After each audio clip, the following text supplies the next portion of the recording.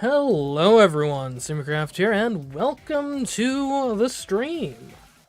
Yeah, so it's happy Sunday. No, we haven't historically done many Sunday streams, at least not in the recent past, but I felt bad for missing the Wednesday stream from last week because I didn't even have a good excuse. I was tired from the events of the day, and I just kind of laid down for a sec to rest, and then I woke up and it was like 2 hours after the stream was supposed to start. So yeah, yeah, I need to not do that in the future.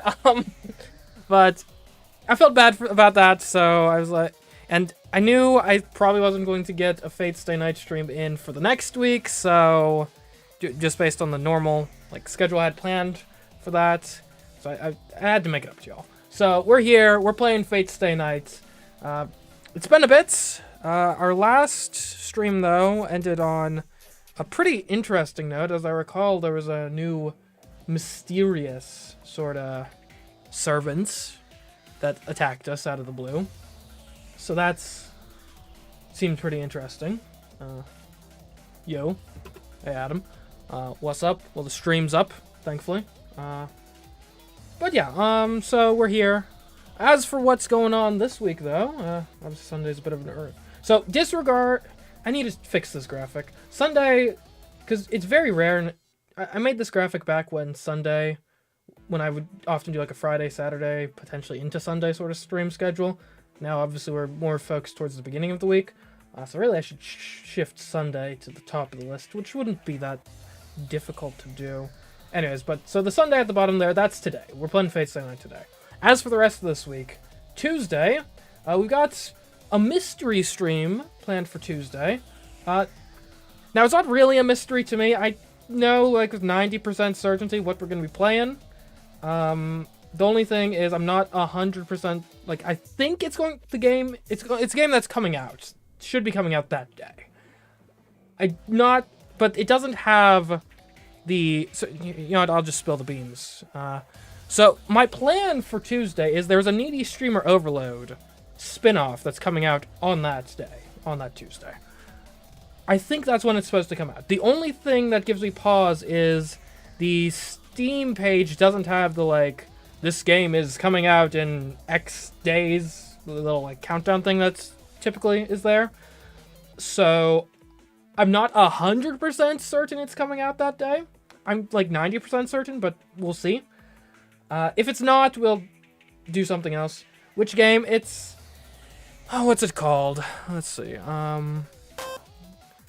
It's Needy Streamer Overload Typing of the Net. I think it's supposed to come out on this Tuesday, the 21st.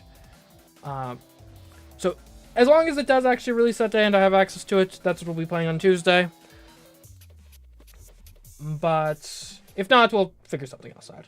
And then Wednesday, we're going to be back in the world of Danganronpa with Danganronpa Ultra Despair Girls, picking up where we left off last stream. And if you didn't see the stream of that, then good news, you can catch up really easily because there's only one stream of it up so far. As usual, you can always find all my VODs either on the Twitch channel, if you like watching VODs there, or on the YouTube channel. Let's see. And I think that's basically it for housekeeping. So, let's see, I gotta swap over here. Alright. We should be ready to play. Let's get off this menu, though. Alright. I guess this is where we would be. Yeah, and it feels like we're probably coming up towards some sort of climax. I mean, there's only one servant, I think, left of the original 7, aside from Saber. But then we also have this other guy, so we'll see. Time to continue the Grail War? Indeed it is.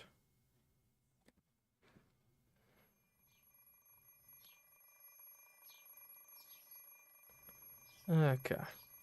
We're starting with the word then, which is kind of confusing to me because I don't have much context right now. It has been several weeks. So...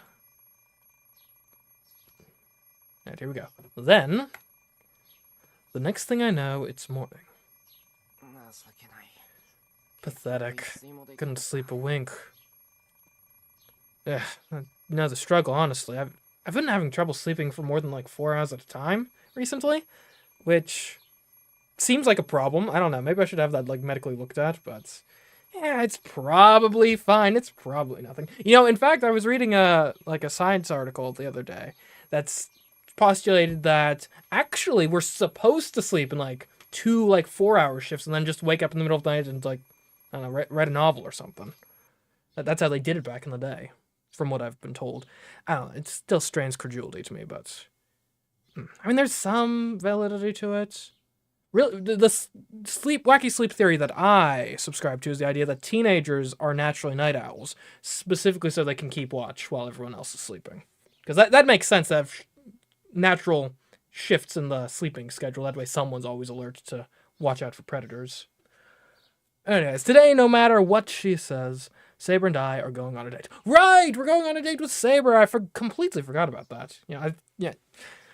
Call me overly practically minded and a bit of a spoil sport, but for me, I thought that the whole, like, nearly getting murdered the other day by an incredibly powerful being was slightly more important than the date, but okay.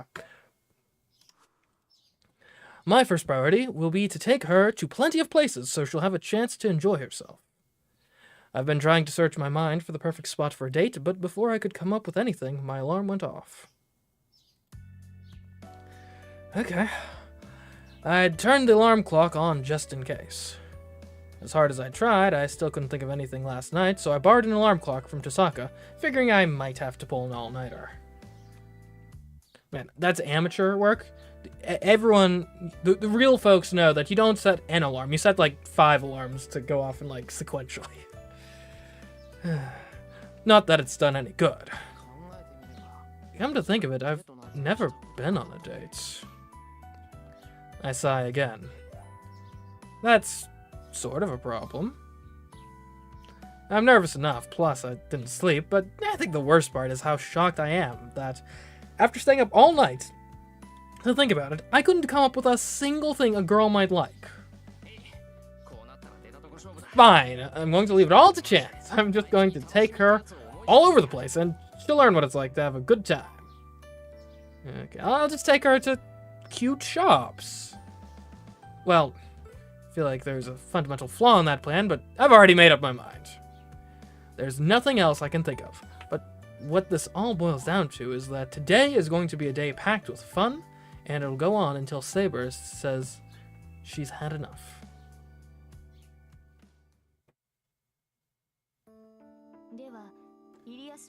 So Isva has not yet awoken? No, she's still asleep. Doesn't look like she's going to wake up anytime soon, so you two got lucky there. If Ilya were awake, she would have followed Cheryl around and gotten in your way. I still wouldn't put it past her. Yes, we cannot have her accompany Cheryl like she has been doing. Things may have taken an unexpected turn last night, but today we shall go and search for the remaining masters. Cheryl does not have time to be taking care of Isabel. It seems Saber and I have a slightly different outlook on how today is supposed to go. Surely that won't be a problem. Well, hasn't talked about her getting in the way like that, but oh well. It's not my place to tell you exactly what you're doing. This is you and Cher's problem. Tosaka laughs mischievously. Huh? A problem between Cheryl and I? We finished breakfast, and it seems like a good time to leave. Saber is ready to look for masters, but I'm determined to execute my plan as well. Not that I have a plan, again, my plan is just to wing it, but dang it, I'm gonna execute it. I just need to be a man and tell her. About that, Saber. We're going to go to the neighboring town today. If you have to get ready, I want you to do it now. Are we going to go search for masters? I suggest we go to the suburbs instead of the neighboring town. That's not what we're doing. The two of us are going to go out and have fun today. So there's no point in us going to the suburbs. Everyone knows that the suburbs is where fun goes to die. Well, everyone who's like one of those transit YouTubers. I mean, I'm sure they mean well, but they're kind of annoying sometimes, I must admit. Saber freezes. I try to ignore the sound of Chisaka trying and largely failing to control her laughter behind me. I will get for her for that later. Shiro, I do not understand. It is not you and Rin going out to have fun, but... If I'm going, you're the only one who could come with me, Saber. Tasaka's going to stay back and watch Ilya, so she has nothing to do with this. This is ridiculous. You and I going to the next town to investigate will yield nothing. There's no point to this. What are you trying to accomplish here? Saber's pretty clearly frustrated. I kind of figured something like this would happen, but things are looking even bleaker than I thought, since she clearly thinks we're going out of town, I assume, to search for masters. Out to town? I mean, I guess out to town. I don't think it works in this context. This is rough. I'm being really clear, but you still don't get it, Saber. I'm trying to ask you on a date. I ignore Tasaka's stare as I speak to Saber. I'm not sure how much Saber understands. I do not understand what you mean. Can you clarify, Shiro? Right, yeah, I mean, Saber, she's an old school girl. She comes from a time where it wasn't dating, it was courtship, alright? You gotta use the language of the past. She looks even more irritated. And suddenly, it's like a switch flips in my head. There's no sense beating around the bush here. It'd be best if I were just blunt with her. Sure, if you tell me to go to town, then I will obey. However, I would appreciate it if you explain what the purpose of this date is. Like, a date just like any other. October 3rd? January the 11th? What is so special about today's date that you have decided to refer to it as the date, as such? No matter how familiar I am with this age, there are terms I still do not know. Please do not use technical terms without explaining them. So about my joke earlier that we need to use the term courtship instead of date. And what can I say? What can I say? I tend to be pretty good at sussing these sorts of things out. I am an expert at wooing women from the Middle Ages. No, not middle-aged women, to be clear. Women from, like, medieval time period. You know, roughly, we'll say, like, 800 to 1300 or so? AD? Yeah.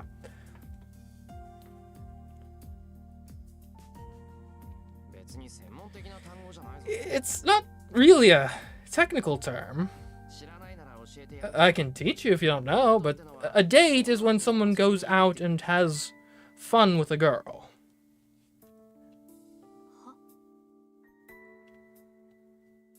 Saber goes completely still. A girl? Do you mean me? She's dazed now, muttering. When I nod yes, Saber looks even more confused. I understand the meaning of the word now, but I still don't understand your intentions. For what reason would you do such a thing? I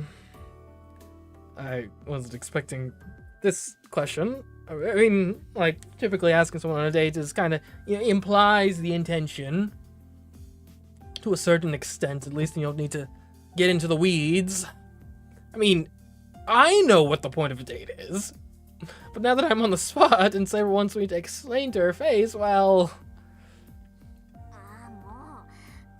she's confused because you're using an unusual term. Drop date and just use a term that's easier to understand. And dates?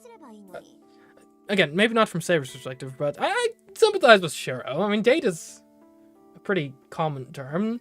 Like, you wouldn't normally confuse that unless you're also buying, like, dried fruits or something. Listen, Saber, a date basically means a tryst.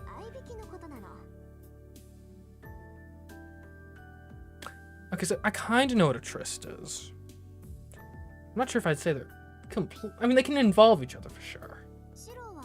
Sure, maybe talking out, going out and having fun, but what he's really getting at here is the whole boy trying to attract the attention of a girl he likes thing. Immediately, Saber's demeanor changes entirely. I cough loud. The second may be right, but I am pretty confident that a date and a tryst are two very different things. Yeah, I don't know. And tryst is not a word I use very often, but my understanding of it is it's more scandalous in nature than a date, just by its sort of default setting. But I don't think it's worth mentioning. From her reaction, it looks like Saber finally understands what a date is. Exactly, Saber. We're going to head to town, and we're not going to fight. We can't fight during the day anyway, because there are people around. So there should be no problem with us spending the day however we want. That may be true, but this seems pointless. I can see nothing that you will gain from doing such a thing. I mean, it's not all about material gain, necessarily. That's not entirely true, and I wouldn't mind if it were. I've decided to spend the day with you, Saber, so don't worry about me. We're going to go out to town, and that's that. Nothing you say will change my mind, Saber. I look her straight in the eye. Saber ponders for a while, looking serious. Then even if I refuse, you will be heading out to town on your own? Yep, I'm definitely going. Or everything I spent all night thinking about will have been a waste. I would have said everything that I spent all night planning would have been a waste, but didn't plan anything, so yeah. It's good to be spontaneous anyway. Then I cannot allow you to go unaccompanied. I'm a servant, and so cannot leave my master to go alone. After taking a deep breath, Saber answers in her usual manner. Okay, that could have gone better, but at least I've managed to convince her to come out. I shouldn't sweat the small stuff at this point.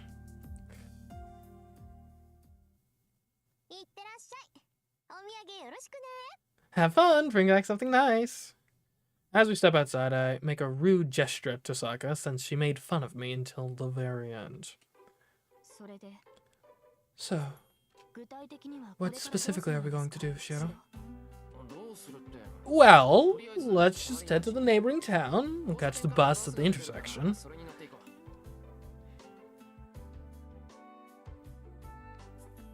The hilly path is unusually quiet. It's a little past 9 in the morning on a weekday, and the town is starting to come alive, but it must be a little early to be heading out somewhere. There's no one on the road. It's like we have the road to ourselves. Now that I think about it, I don't feel guilty about skipping school anymore. I've been cooped up in the house these past few days, and I guess it's just become habit at this point to where it's just a new normal and there's nothing to feel guilty about. Of course, you are a master, so you should not be walking around so casually. Saber's tone is sharp. Saber, following behind me, is nothing new, but it feels different today. I feel this immense pressure directed at me, and that's putting it mildly. I can tell Saber is going to be tough to handle. Just how I like him. We get on the bus. It would have been stuffed with people about an hour ago, but there's only a handful of people using it now. The only people on the bus are old women with children. So it feels like we have the place to ourselves. I have to say, so we fit in just fine, because, you know, and technically Saber's, what, like 1,000 years old or something, and you know, I'm technically a minor in this story, I believe, so, old woman and child. Not aesthetically, of course, but... Saber, let's sit at the very back.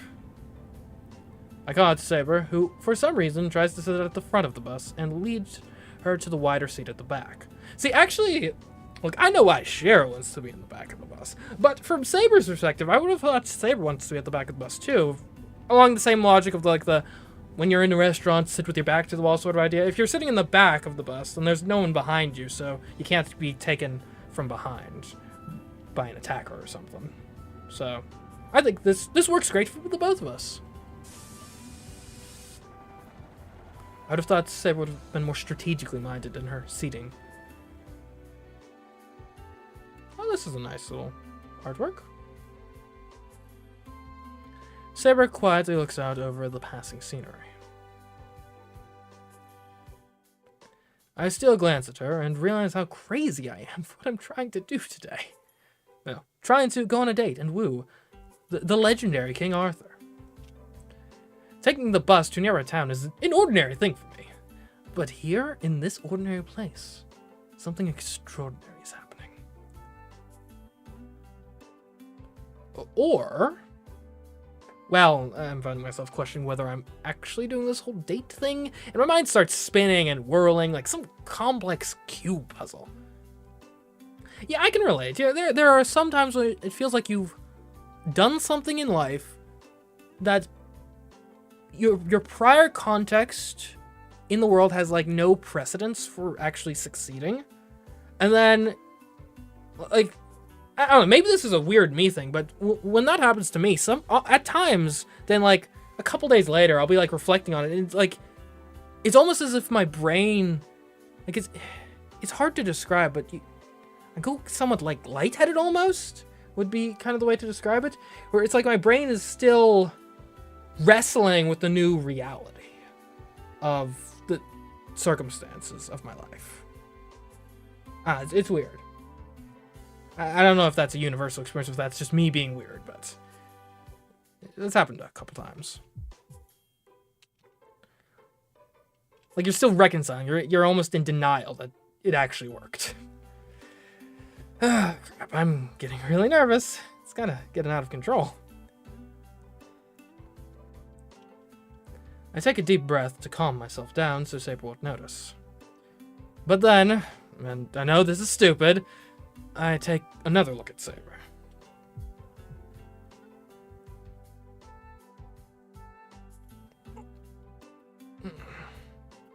My heart skips a beat. I hardly recognize Saber as she sits next to me. Or, well, it's less that I don't recognize her than it is that the situation itself is unrecognizable. It makes me realize that she is something else. She is different. I didn't realize it when we were at home. This ordinary everyday life seems to me like it's become something entirely new and different just because Saber is here. Her golden blonde hair, her green eyes, those alone are enough to make her overwhelmingly beautiful. It hadn't really crossed my mind since I never had much to compare her to. I remember the first time I met Saber.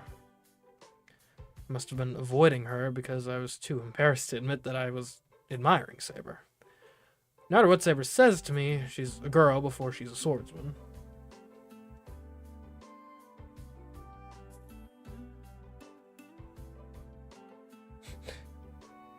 I guess that's somewhat fair, Beta. Although, I mean, let's be honest. Age gap here is like... compared to like other, especially like anime adjacent romance setups, like...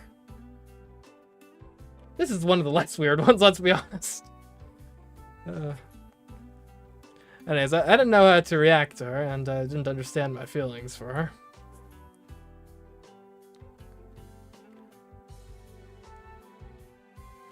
I have to admit, I know I sound stupid. I've developed trust and affection for Saber past the point of no return, and now I've decided to go on a date with her.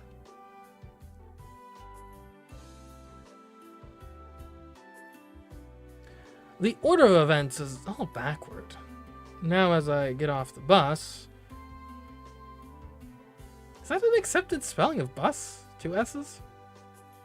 I don't think so. Anyways, I finally realized what a big deal it is to go on a date with the girl I like. But that's okay. I can only give it my all, so I can't very well take it all back and cower in fear now.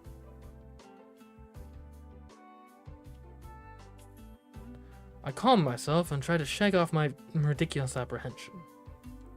The bus crosses the bridge and drives towards the development area and its masses of tall buildings. I breathe out, almost whistling, and ready myself. Yeah. The familiar bus announcement tells us that we've arrived at Shinto Station.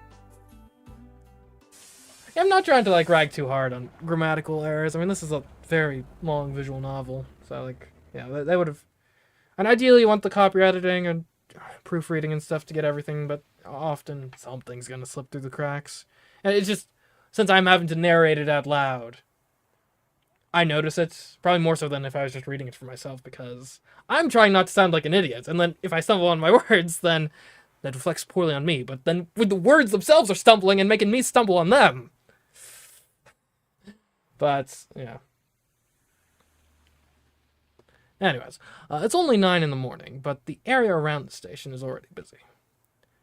Most of the shops don't open until around 10 o'clock, but cafes and smaller bookshops are starting to open up.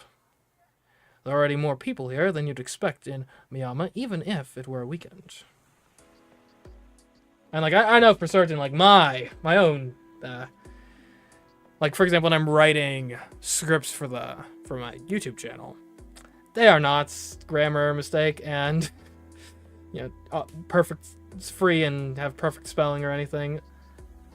I'm just saved by the fact that I don't publish those scripts in written form publicly for everyone to scrutinize. We get off the bus and Saber looks around the area, displeased. I don't blame her. She hasn't really agreed to the whole date thing, and everyone is staring at her now. I doubt she loves that. People are adjusting their hours without permission. Oh, you talking about me starting at 8 p.m. instead of 10? I hope this isn't worse for you guys. I think it should probably be better for most of you, honestly. But I just realized, 10 was kind of late. And my other obligations in life have actually changed schedule-wise in the last couple months. To actually starting a bit earlier makes more sense for my schedule now than it did previously. And I just think it's a better time slot, honestly. Especially for a 4-hour stream starting at 10 and then ending at 2 in the morning. For anyone on the East Coast, that's a tough ask. I don't blame you for not sticking around for the whole live stream in that case. Now, starting at 8 and ending at 12, now I do blame you quite a bit, actually. Just kidding. You watch whenever you want. That's why the VODs exist. But also watch live, because it's more fun that way.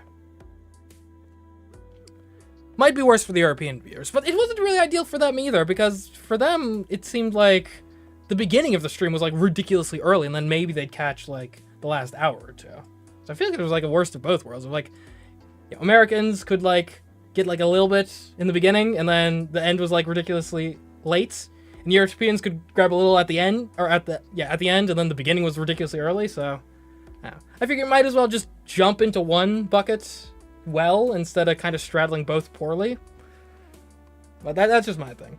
Who knows? I mean, if it's unpopular, we might switch back, but I don't foresee that happening. I think 8 p.m. is probably the new standard time slot to start on.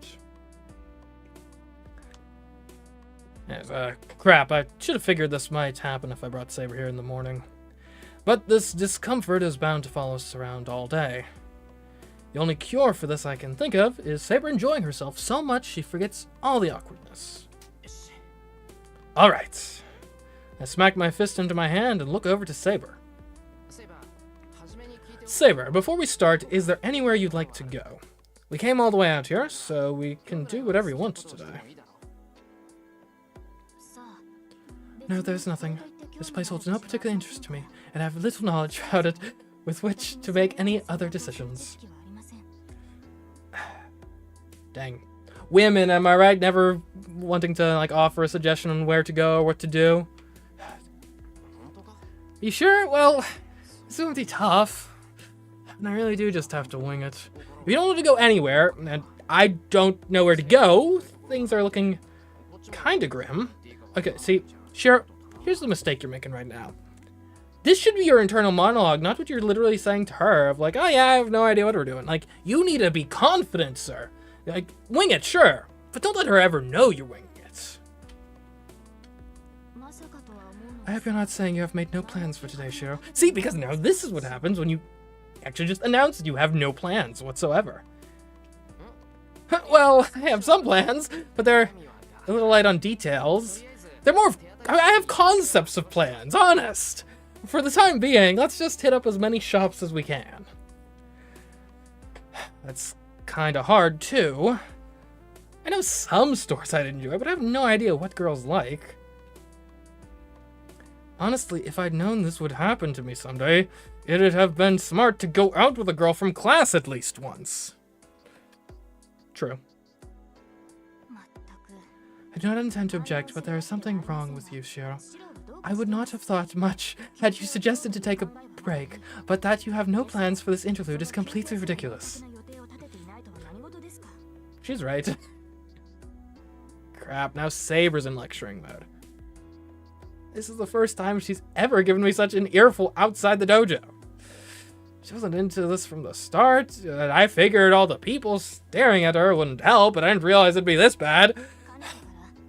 I've been waiting for the opportunity to bring up your lack of planning. You may be keenly aware of the people around you, but you care little for yourself. Consequently, you have ended up paying the price for your lack of self-regard. Ouch. Hey, are you listening, Shiro? I am. Bottom line is that you don't understand why you're here. Right, Saber?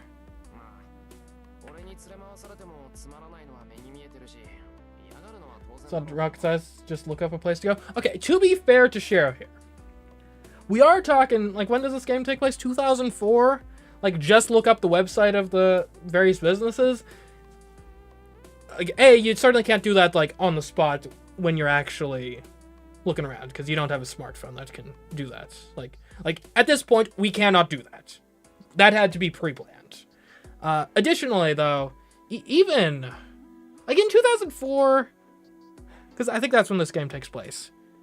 And granted, maybe Japan was different. In 2004, I think it would not, it would be reasonable for a business to have a website, but especially even for like a local shop that's not like a big franchise or something, it would be far from like mandatory that like you have to have a website.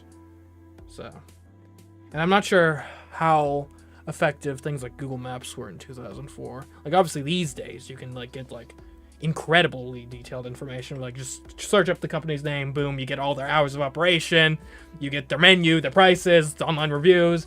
Back in 2004, I mean, what are you getting? Maybe their location?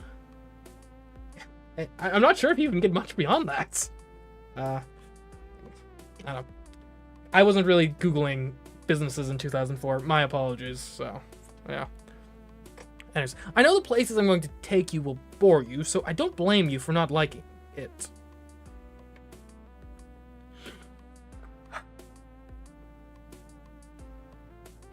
Okay, so there's this concept in PR called managing expectations, right? And the idea being, you want to generally underpromise and overdeliver, right? Because say the experience you deliver, say your customers, is like on the scale of 1 to 10, it's a 5. Okay? If you're promising a 10 and then you deliver a 5, people are going to hate you and give you like a 1-star review. If you're promising like a 3 and then give a 5, people are going to be, pleasantly surprised and moderately favor you. That applies to an extent in interpersonal relationships, right? If say I've got a girlfriend and I'm promising her like, oh, we're gonna go on this like really good date for Valentine's Day, and then I bring her to McDonald's, she's gonna hate me. Bring her to McDonald's for any date, she's gonna hate you regardless, unless you got a particularly interesting and kind of weird dynamic going on. Let's not say McDonald's, let's say Olive Garden, okay? Olive Garden is not a terrible place for a date. If you talk it up a whole bunch, though, of like, we're going to go on this amazing date, it's going to be a very nice, fancy restaurant, and then you bring her to Olive Garden, then, you gotta grab the shovel, because, you gotta, you're dead. I'm sorry, it's over for you. You might as well just give it up now. What am I getting at here, though? yes, you want to manage expectations, but you don't want to put expectations in the ground. You don't want to say, this will bore you, you will not like it. Because then she doesn't want to go at all. You want to be like casual, of like, oh yeah, I got plans, it'll be cool, it'll be fun, it'll be, nice little pleasant thing. I know this hole in the wall, it's interesting, right? Not, oh yeah, I mean, I guess we could go over to the cafe. I mean, it only serves food that you hate, so you'll probably dislike it, but yeah, I mean, we'll be there together, and that's, like, no! That is managing the expectations too much.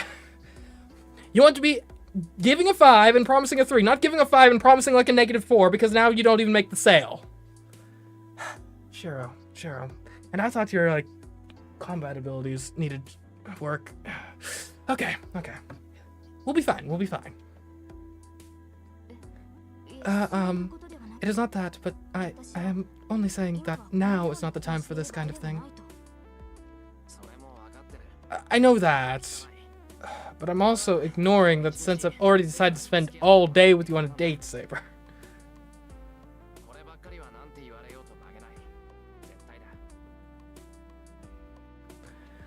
I'm not going to change my mind, no matter what you say.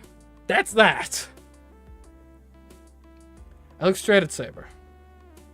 The only thing Saber can do is look back at me in shock. But if you have something to say, I'll at least hear you out. That's right. I will consider your opinion. Aren't I the best boyfriend in the world? It's not as if that's like that's base level. That's the minimum, man. That's not a special, like, privilege or special grace you're offering her. That's the... Oh, man. I feel bad for Saber. She's got to deal with this knucklehead. I'm sure you have things to say, and I'd appreciate if you told me now. That way we won't have to worry about holding back later. If you say you don't want to go on a date with me, I'll think of something else we can do. Something else that'll be just you and I going out together doing an activity. You know, the dictionary definition of a date. Not that, like, a guy and a girl can't, like, hang out as friends, but also, if you ask for the intention of, like, it's a date, and, like, you can't just, especially, like, on the same day, you can't just, like, remove that. I know you don't need to go through all that trouble. I just, in the anime they watch Star Wars. Oh, okay, now. This seems like, which one? Like the original? Or, what I think is kind of more funny, the one that would have been, like, currently airing when this game initially came out, which 2004, if my, like, that's gotta be, because Phantom Menace was 99, so, like, yeah, 2004, that's gotta be. Revenge of the Sith, right? Maybe Attack of the Clones, probably Revenge of the Sith? Which is, like, that is a hilarious movie to start as your first Star Wars movie. I think it's actually probably one of the better ones these days, but I feel like if you don't have the context of the surrounding franchise, it would probably come across as very melodramatic.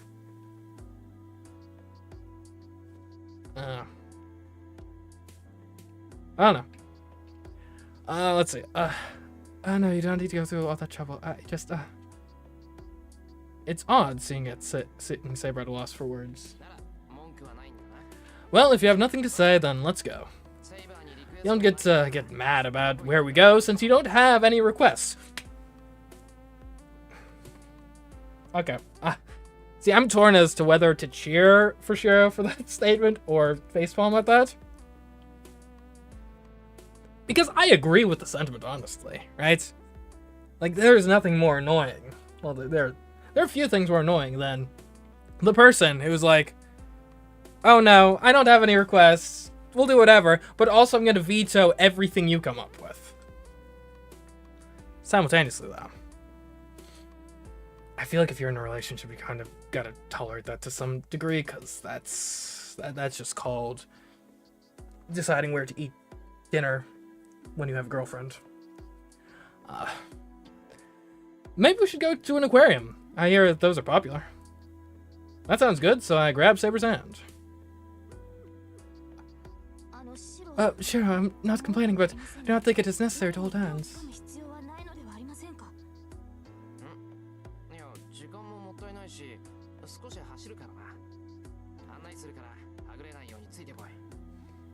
Huh? Well, we're wasting time here, so we're going to run a bit, and I'll guide you to wherever we're going, so follow me and don't let go. Okay, so Mario plays gaming. That's actually an interesting point. That Shiro should give up. He's a terrible boyfriend.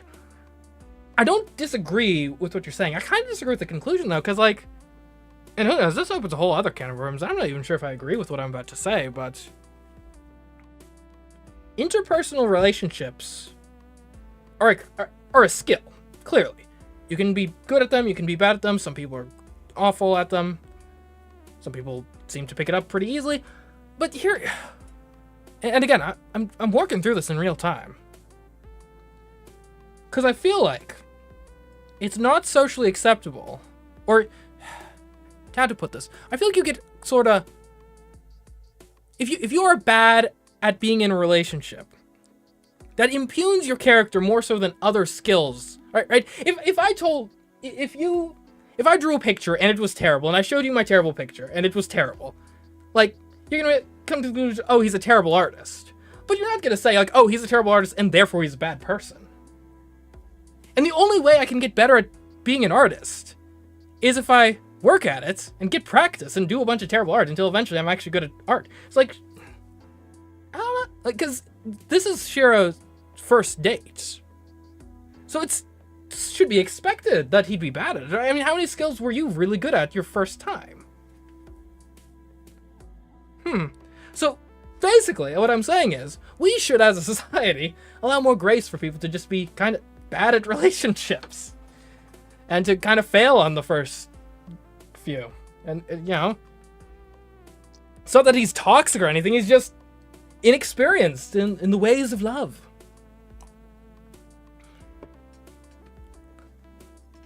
Anyways, well, we're wasting time here, so we're going to run a bit. And I'll guide you to where we're going, so follow me and don't let go. But not like this. I start running without waiting for Saber's reply. I've been pretty clear with Saber, so no more being pathetic in front of her. Saw. I wouldn't pick Saw as a date movie necessarily. Maybe, I don't know. Actually, I mean, horror can be good. It depends on the person you're dating. Right? Yeah, I watched a horror film with a girlfriend of mine once. It went alright. I guess on the one hand, like, there's that idea of, like, especially I think from the female psychology end, it lets you kind of be like, ooh, oh no, it's a scary movie, I'm gonna be protected by my boyfriend. In, like, a safe environment.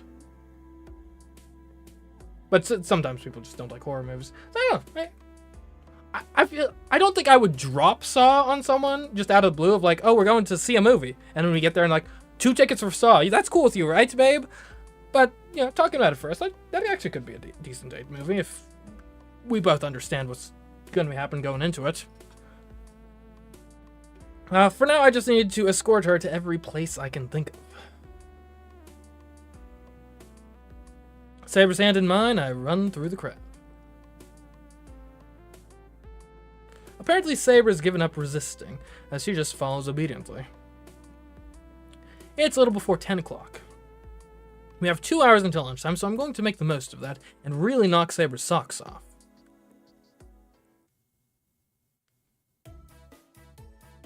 Those 2 hours were like a storm. First we tried a boutique, that I normally never go to. Then we tried our hand at bowling while I taught her the rules. And that alone is probably like an hour, right? Or maybe 30 minutes if you're fast, but if she doesn't know the rules. I couldn't find the aquarium. See, no Google Maps. But we fed birds at the park. We visited an interesting antique shop that ended up being a lot of fun. And I maintain that not going to the movie theater was the right choice. Anyway, I spent the whole time taking her places I figured a girl might like. And it was 2 hours of failure and defeats.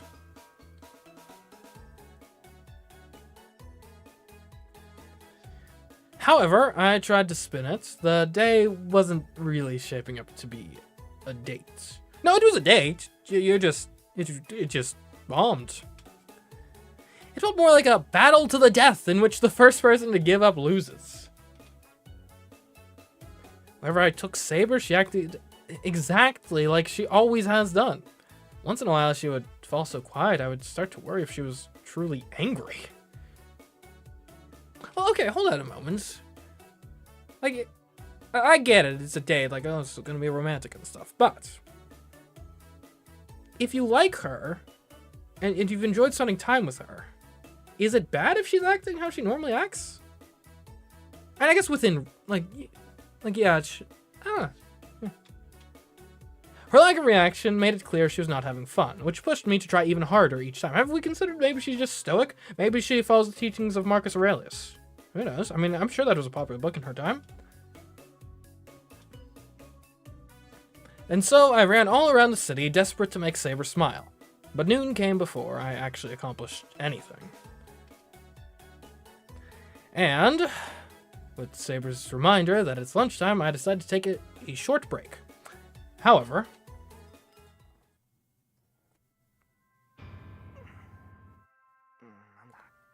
what is this place?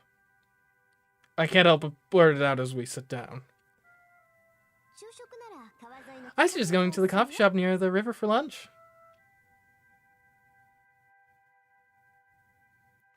That was the only advice Tasaka gave me last night. So I did as she suggested and picked this restaurant. But I never imagined it would be so pretentious. I take a look at the menu. Luckily, the menu has Japanese translations next to all its foreign text, so I can at least figure out what all the dishes are. The problem is that I've never even heard of any of these dishes, and the prices are outrageous. Yeah, that's actually an interesting sort of question of like, should like an ethnic restaurant should it translate or transliterate its dishes, right? So like if I go to a Mexican restaurant, should I be ordering the pollo or should I be ordering the chicken, right? Because ordering the pollo would be the transliteration of like, oh, it's the same sounds, just we've made sure it works in your alphabet. Translation of like, we've translated the meaning of the text. I feel like translation is more useful. But if part of the reason you're going to like the ethnic restaurant is for the experience and the kind of otherness of like going into this foreign little pocket of foreign culture, then I guess keeping the names the same and not translating what they literally mean can help with that immersion. And that's a lot of what you're paying for at a restaurant, not just strictly the food, but the experience and the ambiance. I suppose there's pros and cons, as with most things in life. Anyways, so the prices are outrageous, by the way.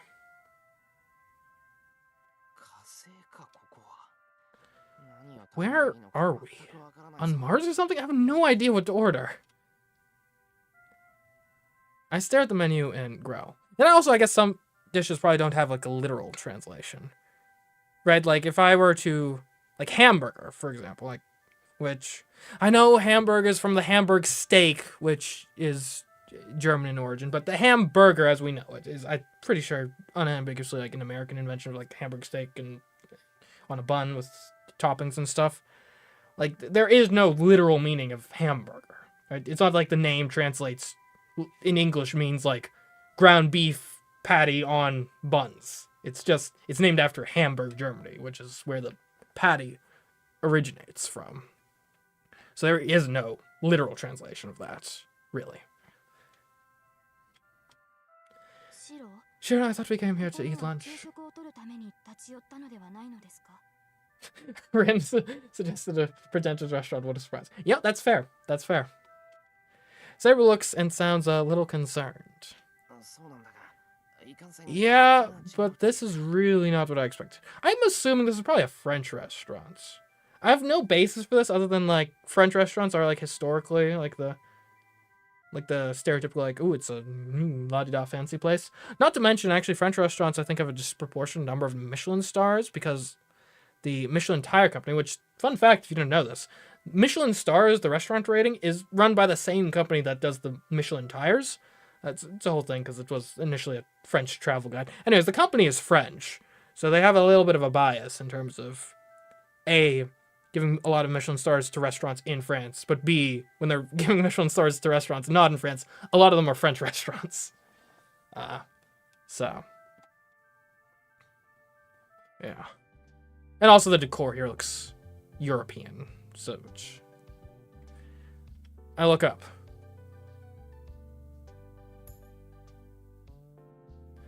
And what I see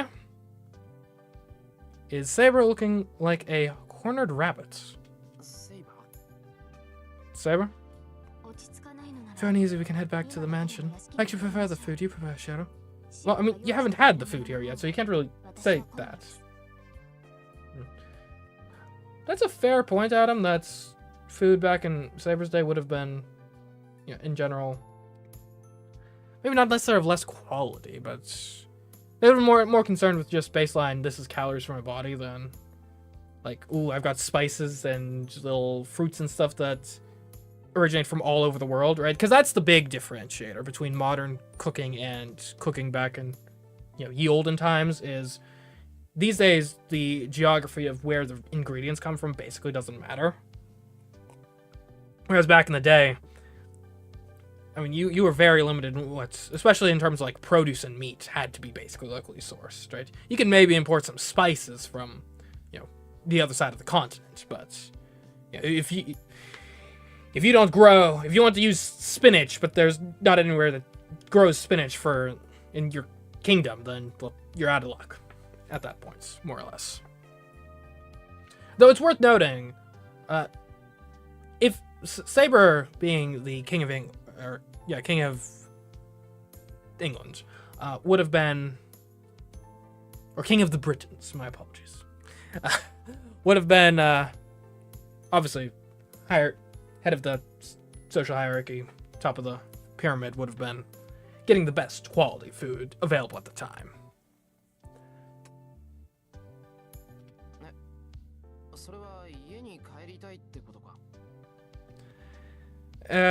Does that mean you want to go home?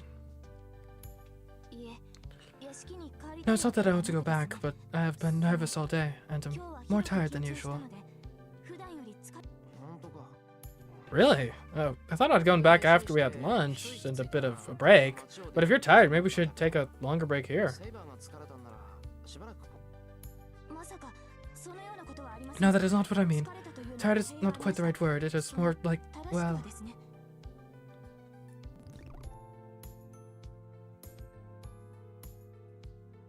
No, Adam, I think you've got it wrong. I think you got it backwards. I thought it was the... Like, I thought So, the Anglo-Saxons immigrated to Britain. But I thought King Arthur was the king of the Britons, and the Britons were the ones who were fighting the Anglo-Saxons that were trying to invade. I could be mistaken, but I thought that was the distinction. And that's why it wouldn't have been the English at the time. Right? Because England basically literally means, like, land of the Angles. Angle land. Anyways, Saber startups. Fortunately, I'm the only one who hears the faint squeak from her stomach.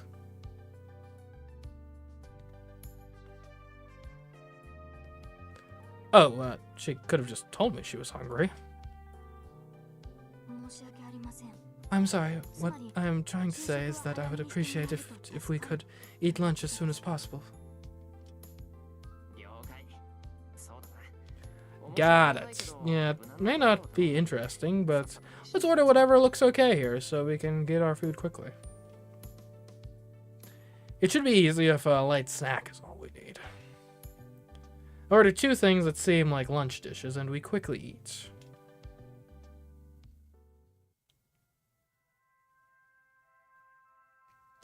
While I'm drinking my after-meal coffee, I start thinking on what to do in the afternoon. What I learned this morning is that physical stuff like bowling is no good. Saber is extremely competitive. That in itself is good, but Saber's looks already draw enough attention, and when she gets like that, well, she stands out even more. What, you jealous of like other people noticing you're a woman? Come on, Sherry, you gotta have more confidence in yourself, alright? Just because other people are noticing Saber doesn't mean that they're gonna like steal her from you or something. After we finished the game, Saber got sulky because of all the attention she drew. Ah, I see. Saber's an introvert. Gotcha. Okay. So, we're going to avoid physical activities. Hey, Saber, I'm going to ask you again. Is there anywhere you want to go? Me? Nowhere in particular. I do not know my way around, so I will keep following you.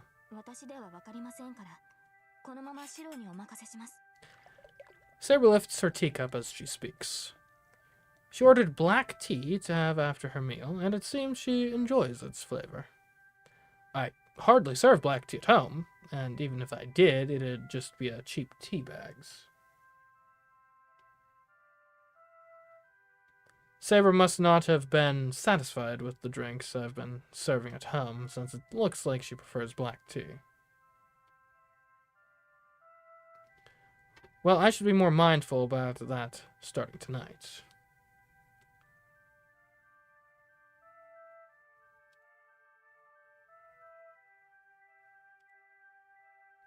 Saber isn't doing much, she's just drinking her tea. She doesn't seem particularly happy, but she doesn't exactly look bored either. I guess she's just being Saber. As sunlight pours in through the window, Saber sits up straight, gracefully sipping from her teacup. It's the first time I've seen her do this, but it seems so natural. It's like I've seen it a million times before. I don't know why I'm thinking that.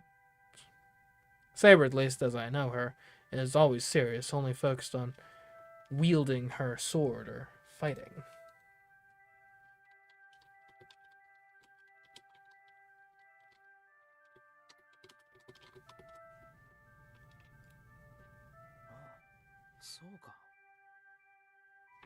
Oh, I get it. It's only natural.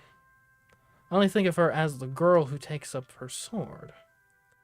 The moment she sets her sword aside, Saber is always calm and gentle. This scene doesn't feel new or unnatural to me because it's just her being who she is. No matter how skilled a swordsman she is, this is Saber just being normal. Or wielding her sword isn't what makes her exceptional. I once thought, while I was dreaming, that she was suited for fighting. I don't think I'm wrong there. I feel a comfortable place to be. That's why this is how it's supposed to be.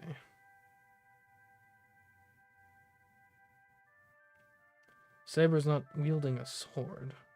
She's just resting and unwinding. She belongs in this serene setting.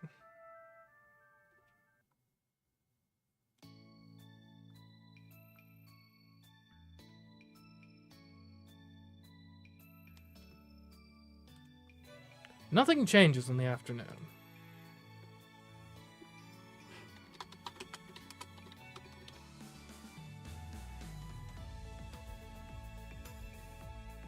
I take her to every shop I can think of, and Saber follows quietly.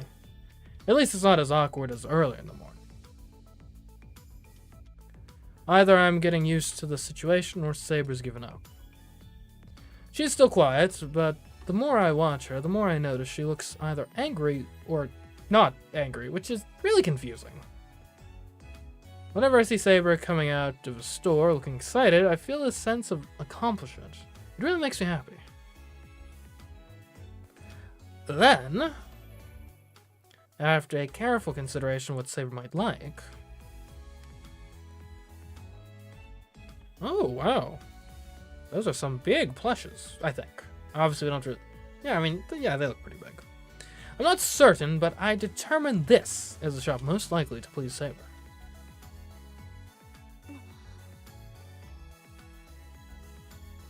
Saber stands in front of the store, mouth agape.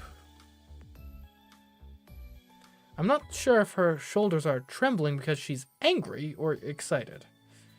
I just can't tell. Shiro, where are we? I hear this is the biggest stuffed animal shop in town. I've never been here since men aren't allowed. Oh. Is that legal? Obviously it's not that men aren't allowed in the store. It's just that most of the customer base are girls, so there's this unspoken rule about men not going inside. The good old, we're not technically discriminating against you, we're just, practically discriminating against you. Gotcha. Yes. Besides, there are only girls in the store right now.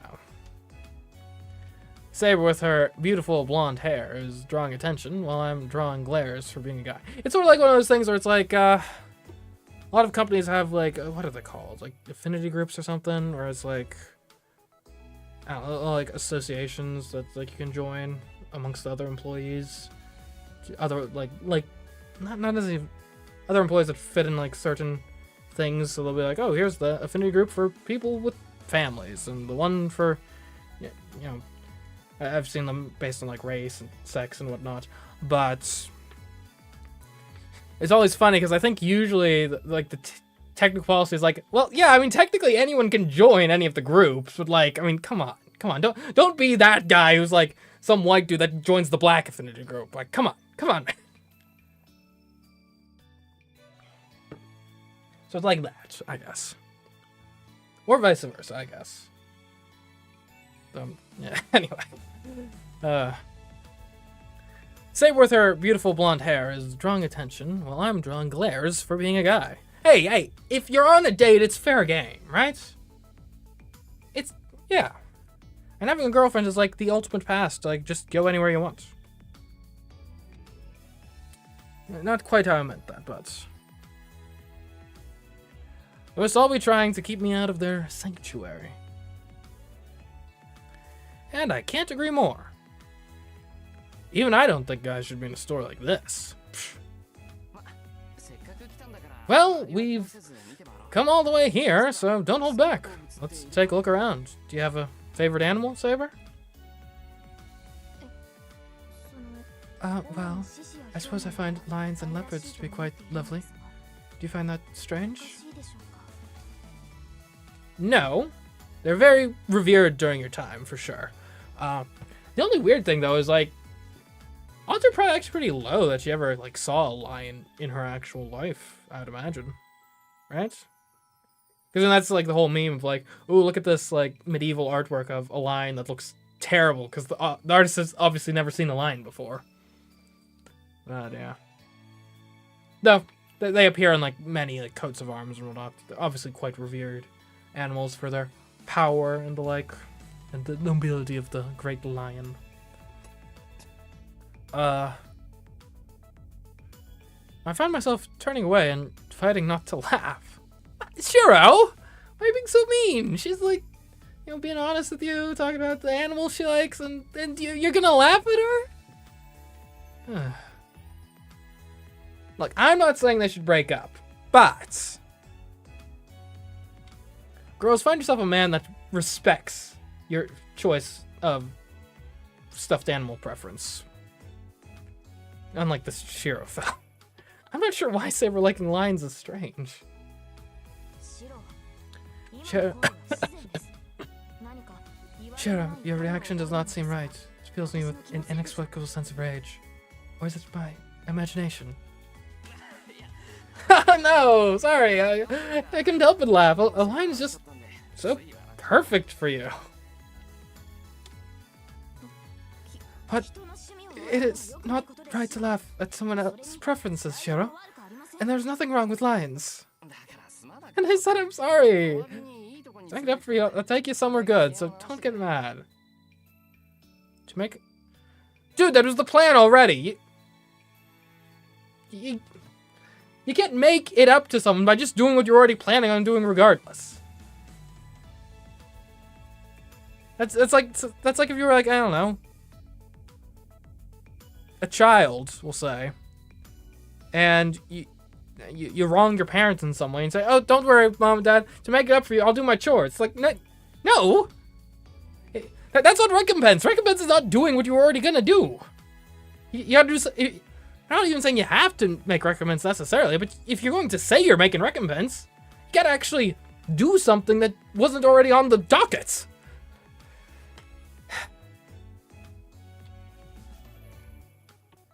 I try to fight down my laughter and walk into the store. Let's see. Looks like animals, stuffed toys are over there.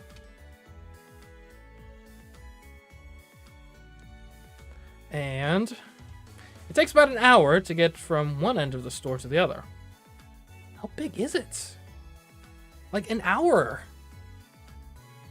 And normal walking speed is what? Like, you're probably walking a mile in like, or maybe it's because, okay, I'm gonna hope it's because Saber's like getting all excited. Look at all the animals and stuff. And not literally taking that long to walk, because like you can walk a mile in like 15 minutes.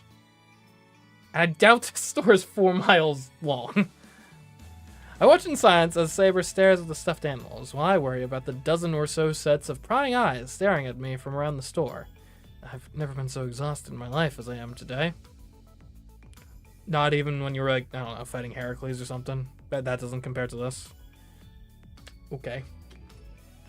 The terrifying thing is that we've only made it through half of the store. Saber frequently is paralyzed. That is, she often stops and stares at a stuffed animal. Even after all this time, we're only halfway through the store. Saber seems very interested in the other half of the store, so I guess I'll just hang around while she does what she wants here.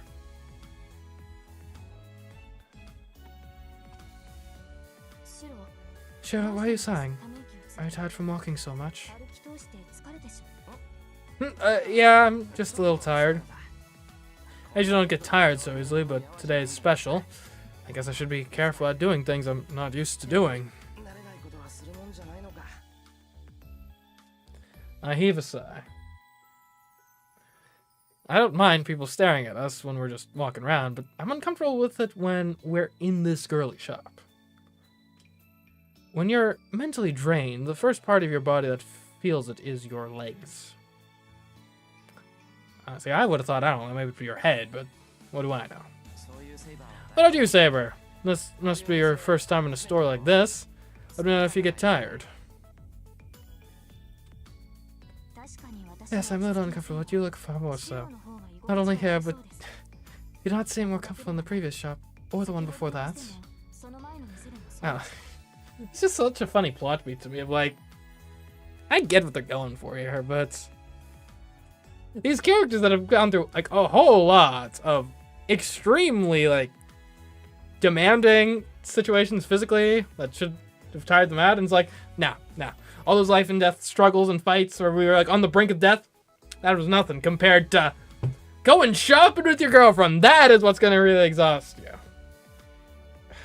And the funny thing is, too,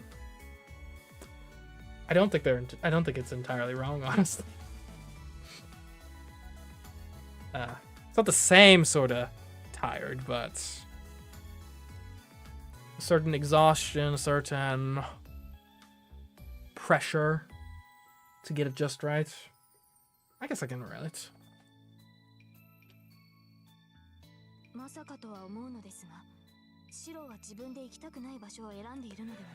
I've been not selecting places you do not wish to go.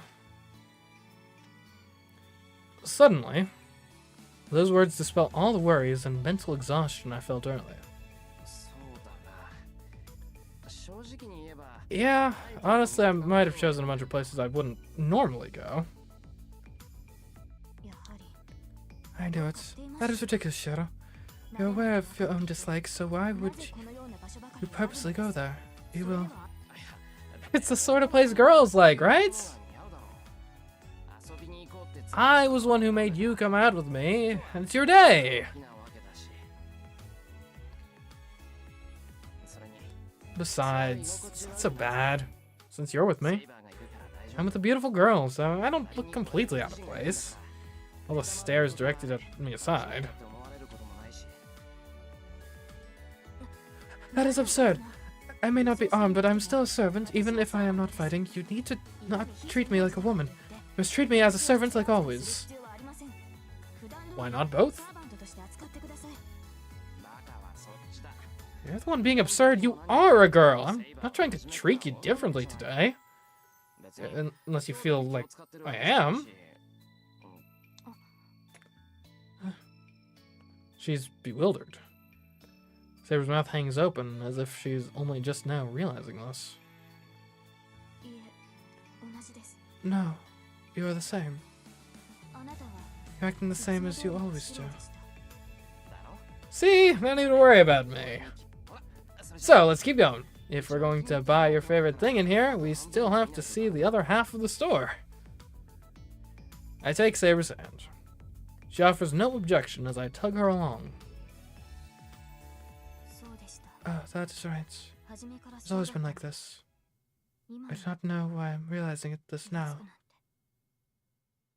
She murmurs to herself, sounding dazed. Oh no, did we ruin the mode somehow? The uncomfortable day passes by in a flurry.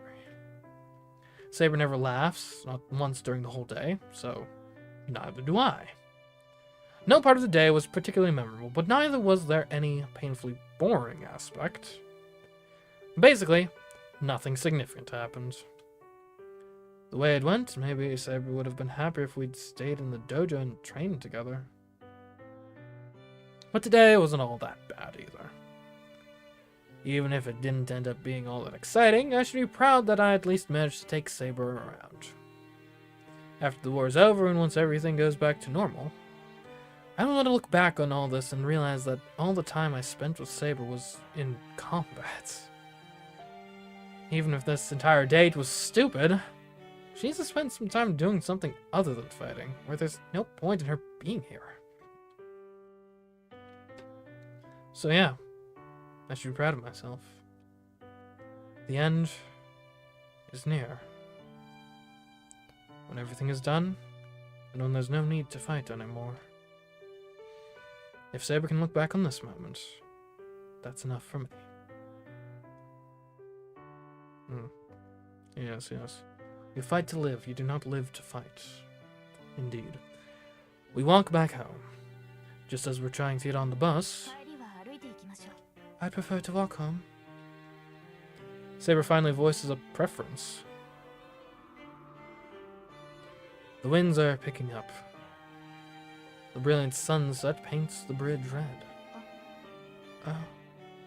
Saber notices something, stops and looks over the bridge into the river. She's looking at a mountain of rubble. I say it's a mountain, but the pile isn't really that high. Steel frames and other things are piled up just a little below the water level, and it's only slightly disturbing the flow of the river. I don't know what happened, but some boat probably sank, then pieces of it drifted here. I hear some of the neighboring residents have been complaining, trying to get rid of the pile since it's so unsightly. What is it, Saber? Did that catch your attention? It is nothing. Only noticed that it is still there. You see, I caused that. During the previous war, I was forced to do battle over the water, and I had to use my noble phantasm. The only damages were the river drying up, but unfortunately, it also struck a ship that was anchored there. Well, hold on. Step back. You dried up the whole river? What? How? That's... Oh, okay. Right, remember. Saber, as cute as a girl as she may be, he is very scary when she wants to be. Don't forget that. Huh? Struck with Excalibur? Yes, fortunately there was nobody on board, and the damage was minimal. The river has gone back to normal, so I believe there's nothing to be upset over. Well, I feel bad about it, and regret it. I should be more careful. When we use Excalibur, I need to be mindful to use it somewhere that there's a lot of open space, like out here. Shiro, are you so mad? No, I'm not mad. I was just surprised. Plus, it's a reminder that there are still remnants from the previous war. Compared to the wasteland at the Central Park, the amount of rubble in this river is nothing. Though, I guess the ship's owner might not have come out of that so great. Please do not worry too much. Katsugi said the boat's owner had insurance, and they originally parked the ship with the intention of using it as a cushion to dampen the river's flow. The ship acted as a wall that mitigated the damage from my noble phantasm. Does that mean you destroyed the ship knowing it was there for that purpose? I was not aware. Katsugi had that prepared without my knowing. Oh. Huh. He must have been able to predict the battle would turn out. I did not know because he did not say a word before or after he prepared the boat. And then Saber looks down at the river, probably thinking back to that earlier Holy Grail war. The surface of the water glitters with reflected sunlight. The wind coming from the river flutters Saber's hair. She's so beautiful. Saber, did you have fun today? I'm suddenly scared Saber's going to disappear, so I ask a question. It's probably better not to voice. Come again? Did you say something, Shiro? I did. I asked if you had fun today. I hold my breath. Saber looks a little confused. Yes, I would be lying if I said none of it was new to me. She says it fondly. Like she knows she'll never have another day like this. Which is exactly why I already knew her answer. The only thing left for me to do is nod in agreement, and then walk her home. At the least, things can still go back to normal if I leave it at that. I see. I look at Saber and nod. Then, let's come again. We'll have other chances to do something like this. It's maybe a dangerous thing to say. Oh. Saber's expression hardens. I think she realizes what I'm trying to say. She looks directly at me and sadly shakes her head. There will not be a second time. Dang. Got rejected for the second date. This happened today, and that's where it will stay. Why not? I know exactly what Saber's going to say. I know I won't be satisfied with her answer, but I ask anyway. I need not explain. Servants exist only to fight. What I did today is only me denying what I am. I obeyed only because you determined we need rest. But from here on, there is no need for me to rest. There are only a few enemies left. Should you order me, I can leave and search for Lancer right now. She focuses on me, eyes blazing with her fighting spirit. Saber is saying that she can head into battle any time if she's ordered to. And that really sets off my anger. What the hell? You really that eager for a fight? Of course. The more I fight, the closer I get to the Holy Grail. Battle's our priority. I thought you understood that. Yeah, I know. It doesn't make any sense. I've been wanting to tell you. You're contradicting yourself. You keep saying fighting is important, but you've never once thought you wanted to fight. You had no other choice, so you're just fighting because you're forced to. What? That's not true. Don't hesitate to fight. I've told you that I will do anything to win. Yeah, she did say that. But that doesn't mean she likes fighting. As long as you can manage, right? Listen, Saber. If all you needed to do was defeat the other masters to get the Holy Grail, you'd have done that already by attacking innocents, like Ryder, But you won't do that.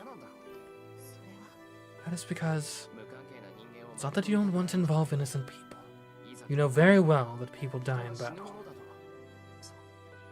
That's right. That's why he wants to minimize the fighting. Once you start fighting, people die, which is why you want to end it as quickly as possible.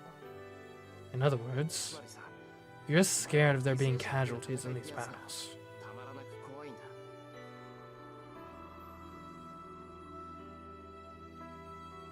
Saber's eyes grow wide, like she's seen a ghost, but quickly narrow. She grits her teeth. You're wrong. I'm not afraid of fighting. Yeah, you're right. Probably haven't been afraid from the start. But that's only because you squashed all your own feelings, like fear, beneath your duty and dignity as a king. Ridiculous.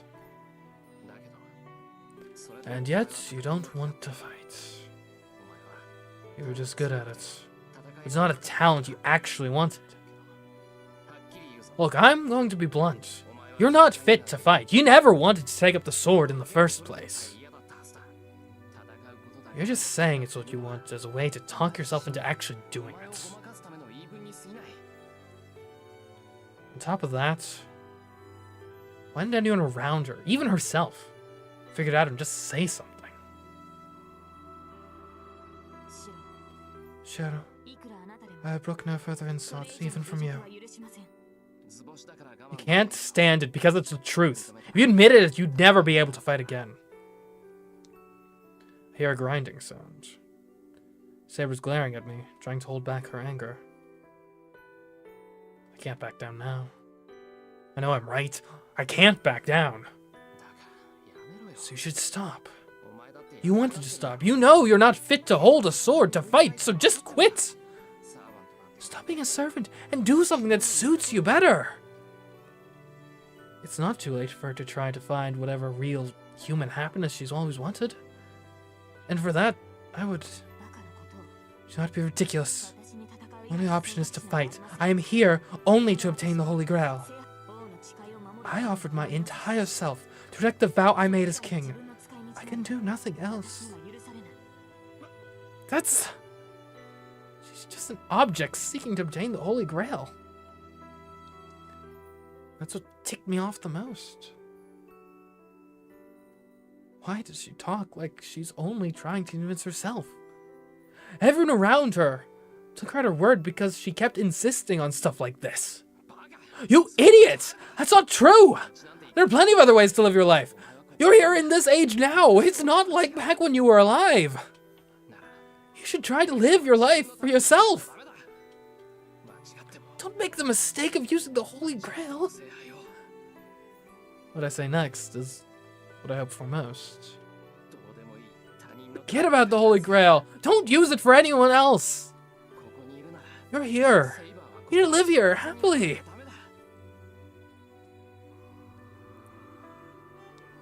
My ears pick up the sound of wind. Saber doesn't answer. She doesn't nod.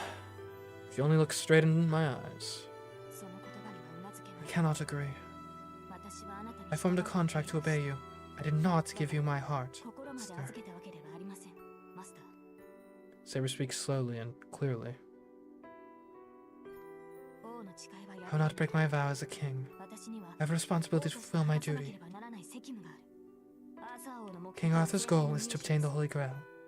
Even if that were finished, I will never go back to being Altria. My wish remains unchanged. From the moment I drew the sword, my vow could never change. What are you talking about? That's not what you really need to do. You will never be rewarded for what you did, and that's wrong. You don't need the Holy Grail. Besides,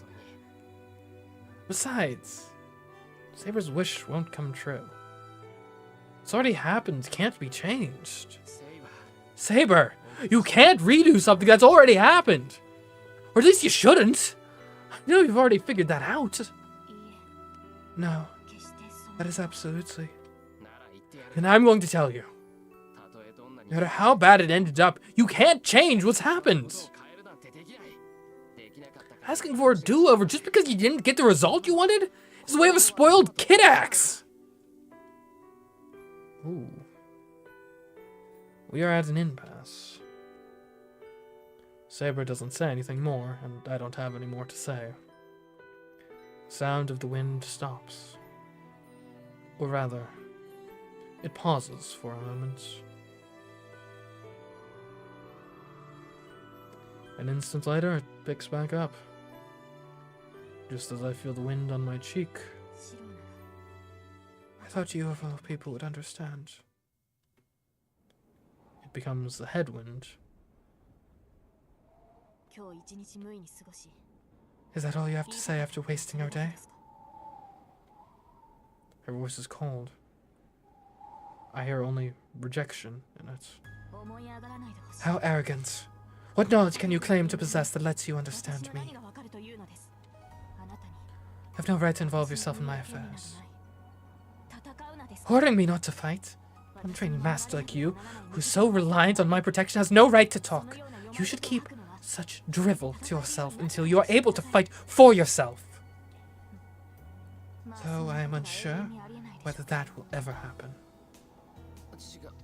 No, this isn't just drivel. It most assuredly is.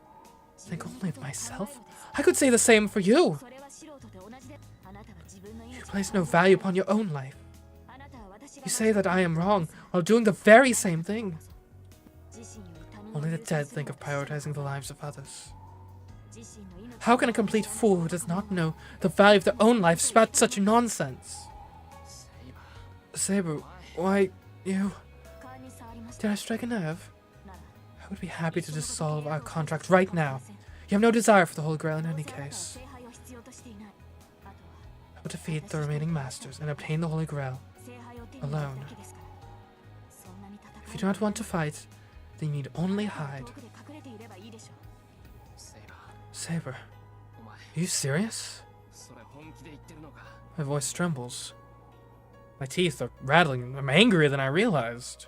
Of course, my only goal is attaining the Holy Grail. Nothing else is important to me.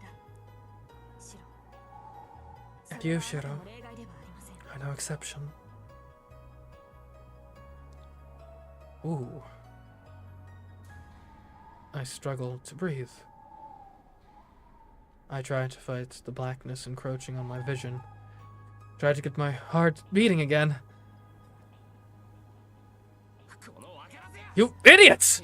Fine, if you're that eager to fight, go do it yourself. I don't care anymore. I can't keep my emotions under control. I yell at some sort of lame excuse and turn and run. I run away from her. And for an instant, I think I see Saber just standing there, dumbfounded. Oof. Yeah, I think we messed up. Damn it! Just run. I don't know why I'm mad, only that I am. So I run it off in a fit of rage. Nothing else is important to me. And you, Shiro. No exception. I grit my teeth. Honestly, I'm getting dizzy just thinking back on what she said. I'm so unfocused that I might run into a pole or something. Well, it would be easy if I could do that. If I was only angry at Saber, I should have taken it out on her like an idiot and just been done with it. But something else caused my fit of rage. I'm not mad at Saber. I'm so frustrated that I keep running and I don't allow myself to catch my breath because I know I'm a spineless good-for-nothing. Saber just stands there, gaping at me. I heard her faintly, just as the wind changed directions. I thought you of all people would understand. Damn, hell, I would know that, you idiots! I made to regret my words. Nearly trip. What did those words mean? It sounded like parting words, but also like she'd been about to cry?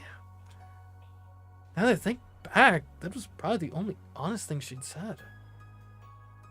She'd hung her head as she muttered that to me. Her voice was a mixture of expectation, disappointment, and pleading. Then, who was the betrayer? And who was betrayed? Are we all Judases here? Maybe.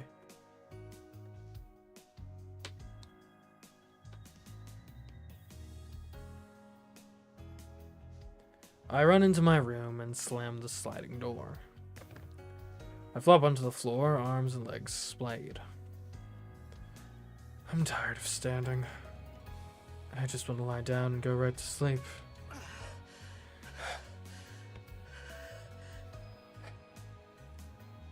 But even when I lie down, my body's on fire. My heart feels like it's about to burst and my lungs are desperate to take in oxygen. I ran back here at full speed, not even pausing once, so I can't blame my body for the discomfort. I feel like I still haven't run enough, but my body is telling me to slow down.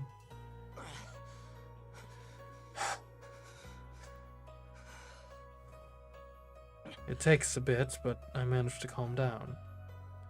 I take a deep breath, hold it, then release it. After my breathing calms down, there's just one thing left swirling in my head. And it's a simple question. What am I really angry about? It's not really something I need to think about.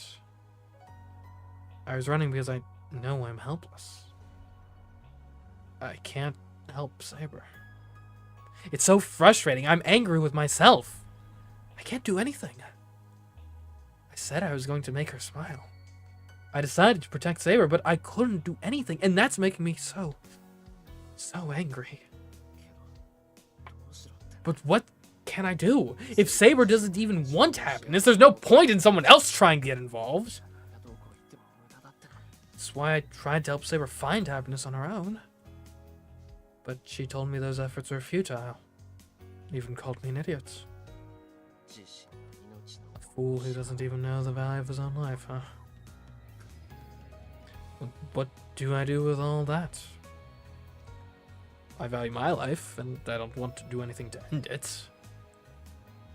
And my life has nothing to do with Saber. Bringing my circumstances into this wasn't fair. No matter how stupid I am, I know for sure that Saber's wrong. But when she outright rejects me like that, there's not really anything I can do. Damn. Ugh. She can do whatever the hell she wants. I roll over to lay flat on my face. Now all I see is the tatami mat, so I might as well close my eyes and empty my mind. I don't care what happens to Saber. If the Holy Grail is so important, then she should just marry it. If she is going to be this stubborn after I've told her this so many times, I should just stay out of it, or I'll end up getting burned. Actually, I might not get out of that mess with only a burn. I might actually get really hurt. Who knows, perhaps even die. Hell? Already gotten hurt. This is worse than just getting burned. I met her, fought with her multiple times, and to survive, I saw into the depths of her heart in a moment of incredible intimacy. I remember her heart, the light deep inside her. I don't know why I'm remembering this right now.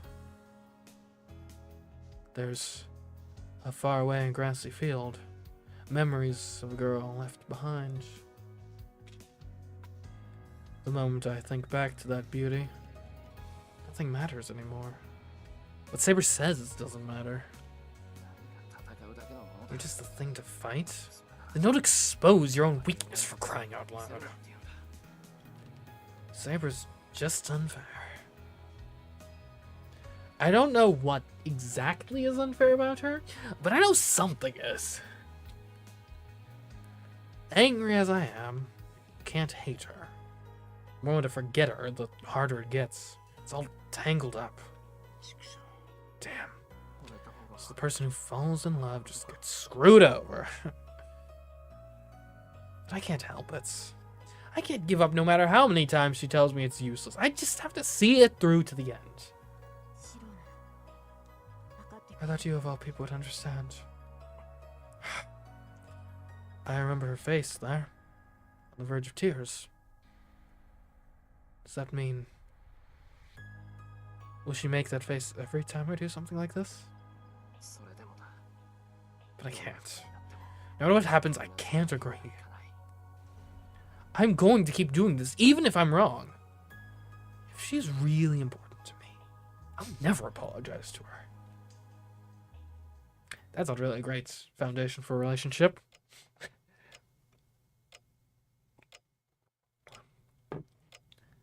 Even if I'm wrong, I don't apologize. Never show weakness. Never show weakness to your girlfriend. Never apologize.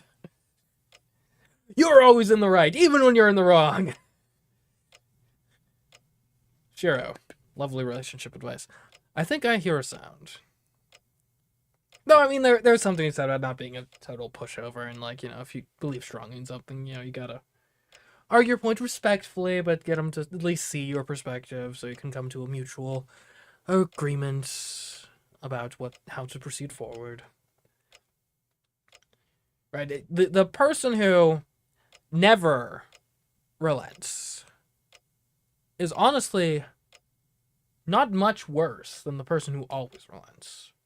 Right? You can't just be a doormat either in a relationship. Anyways, I'm not sure when the sun set, but the room's gone dark. The ticking of the clock is getting annoying. Hey, how long are you gonna sleep? I need you to wake up, for crying out loud. Huh?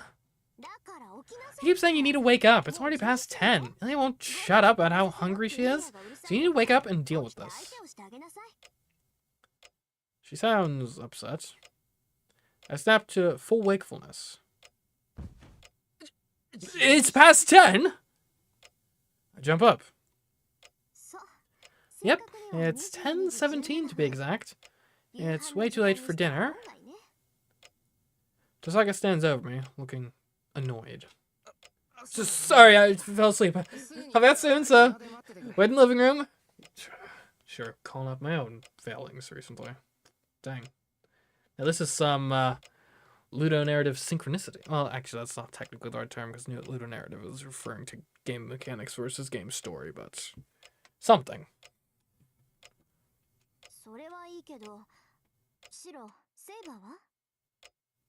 Oh, the Ravens lost? You know what? I'm not a Bills fan, but between the Ravens and the Bills, I probably actually prefer the Bills winning that game, just due to my other allegiances.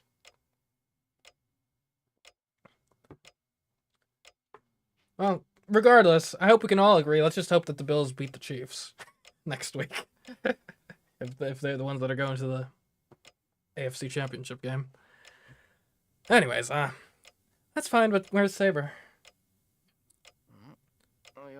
Yeah, I guess, you know, come to think of it, if I had to reschedule the Fate Stay Night stream, maybe putting it in direct competition with what was supposed to be slated for the most kind of interesting and exciting game of the of the NFL divisional round, going up against that, maybe that wasn't the best idea from just you know, economics perspective.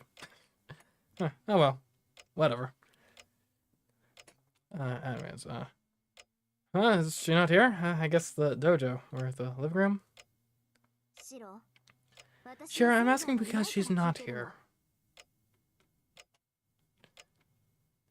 Tosaka is serious, and I instantly realize what that means. Don't tell me she hasn't come back yet? Shiro, what do you mean she hasn't come back yet? Tosaka runs out of the room after me. There's no time to explain. I ignore Tosaka's yelling behind me, and I rush outside.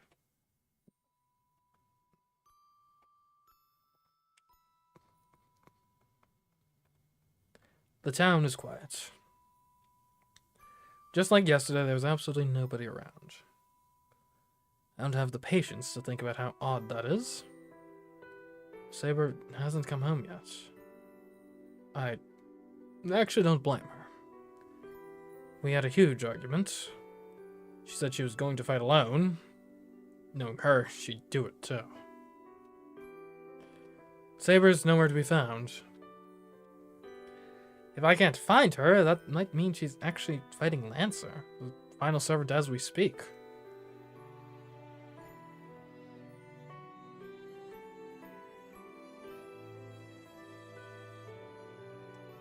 But I head straight to one more place. Sorry about that. Don't know what came over me there. The air near the river is cold. The night is chilly, and when I passed the park, it was so cold the entire place felt like it was covered in frost. My cheeks and ears sting with the cold, and my breath mists white.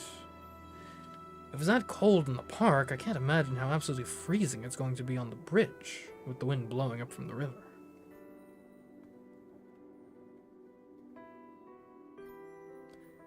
There I see her. She's still here? That's so sad.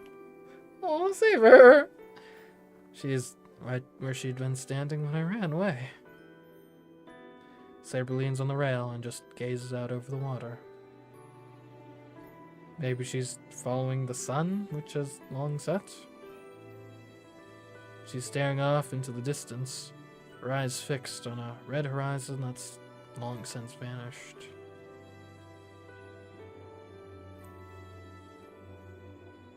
You know, speaking of the sun, anyone else think it's kind of...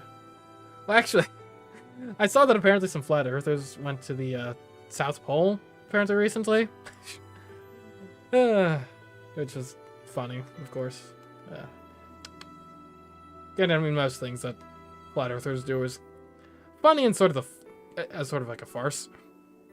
But anyways, though, isn't it sort of like trippy when you really think about it? Just like, if it's nighttime, it's nighttime because the sun is like on the, hidden by the earth itself, which means technically, right? So like Minecraft, if you do like a Minecraft world, or this could be out of date, but I seem to recall if you do like a Minecraft world where, I think the way the skyboxes work in Minecraft, it's like a cylinder that's like always like circling. So when the moon is up, the sun is actually technically like, I think on the bottom of the skybox. Like if you didn't have like ground beneath you, you'd see the sun below. I think that's how it works, or at least I think that's how it used to work. Which is funny, it's like, haha, that's so silly. Technically that's how it works in real life too. Right? Technically, there is a certain point in the night where the sun is actually directly below you, which is interesting to think about. I guess it's not literally below you in the sense that, like, below only really, like, works in terms of kind of a single point of reference, right? Because below is dictated by gravity, which is dictated by the Earth's pull, so once you leave the context of Earth, the concept kind of loses its relevancy.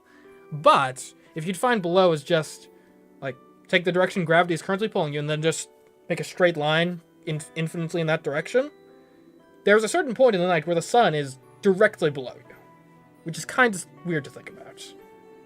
Anyway, I don't know. Like, it's the logical consequence of how the universe works, but also, like, it's one of those things, if you, like, worded it weirdly enough, it kind of sounds sort of strange. Anyways, and that's when I realize Saber's strong, but she's weak too.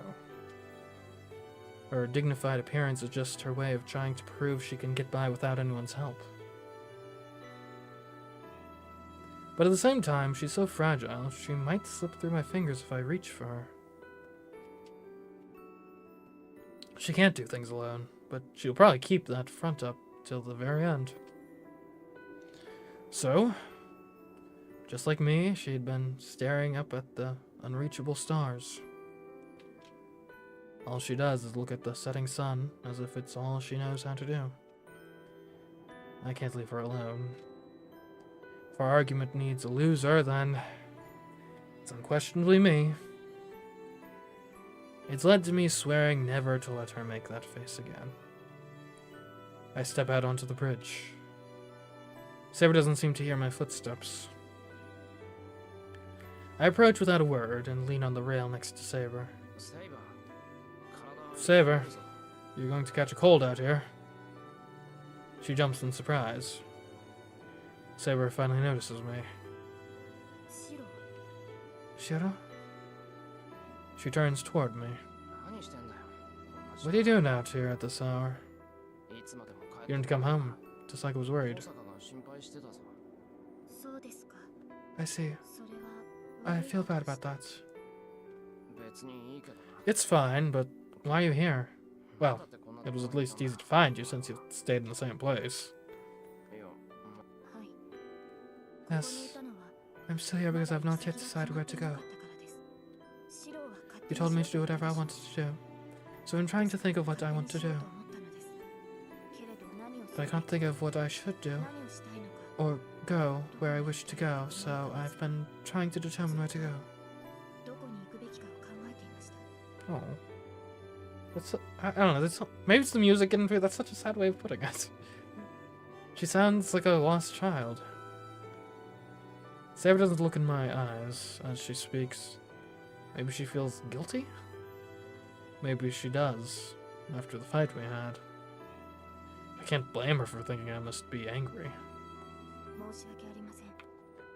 I'm sorry. Please tell Rin I am in her debt. I return to you once I have defeated Lancer and obtained the Holy Grail, so until then... Is she saying that she intended to wander around alone without anywhere to go home to? An idiot. What are you talking about? You have my place to come home to. There's food and a bed for you there. But you said that you do not care what I do any longer. Yeah, I have no idea what you're going to do next. I say that. And I take her hand. Let's go home. You being a servant doesn't mean you won't catch a cold if you stay out in the cold for so long. Come on, let's get home and eat something warm. Oh. But I... And I'm going to say this, but I'm not going to apologize. This is a very cute Saber sprite. I don't know. Like, the way her eyes sort of lit up there, like, it was very nice. If you have any complaints, tell me now. I'm crude about it, but I try to avoid her gaze. She stares at me, confused. Saber looks like she wants to apologize, but I ignore her. Maybe that works in my favor? She doesn't say anything, she just follows me in silence, holding my hand.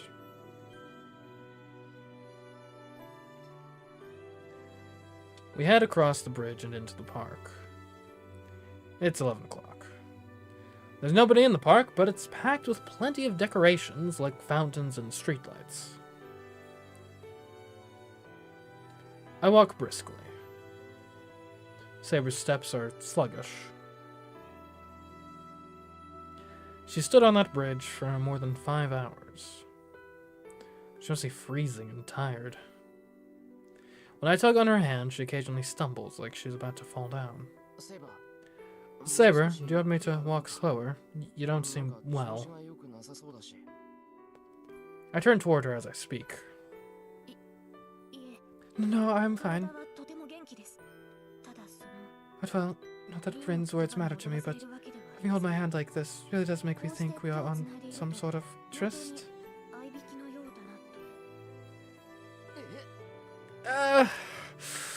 And just like that, my face turns bright hot red. I guess. Should I let your hand go? That is if you don't like it.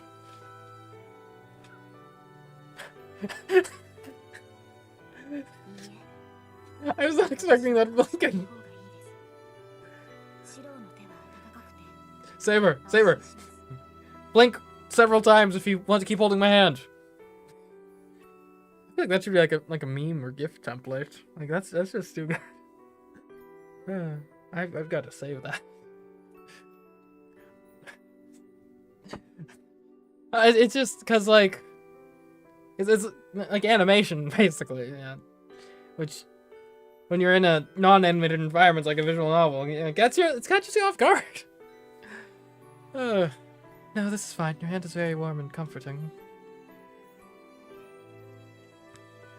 And there our conversation ends. I resume heading home just to cover my embarrassment. Saber follows in silence. I'm not even sure how much farther it is to the house. A little embarrassed by the warmth of our clasped hands, we both leave the park. A lot's happened today. But if we're ending the day with warmth like this, hell, I'll change religions and thank the priest who, indirect as he may be, allowed this moment to happen. Of course, the second I think that... Where are you going? Boy, do not think to take what is mine. We run into someone we never should have.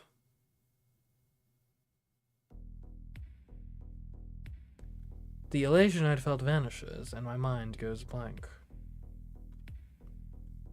Goosebumps cover my body, and I realize I've forgotten how to breathe. Saber's standing behind me, probably feels the same. She grips my hand tightly in her own, the same way I feel a sense of impending death. Saber feels the inevitable despair. Your wait is over, Saber. As promised, I've come to claim you.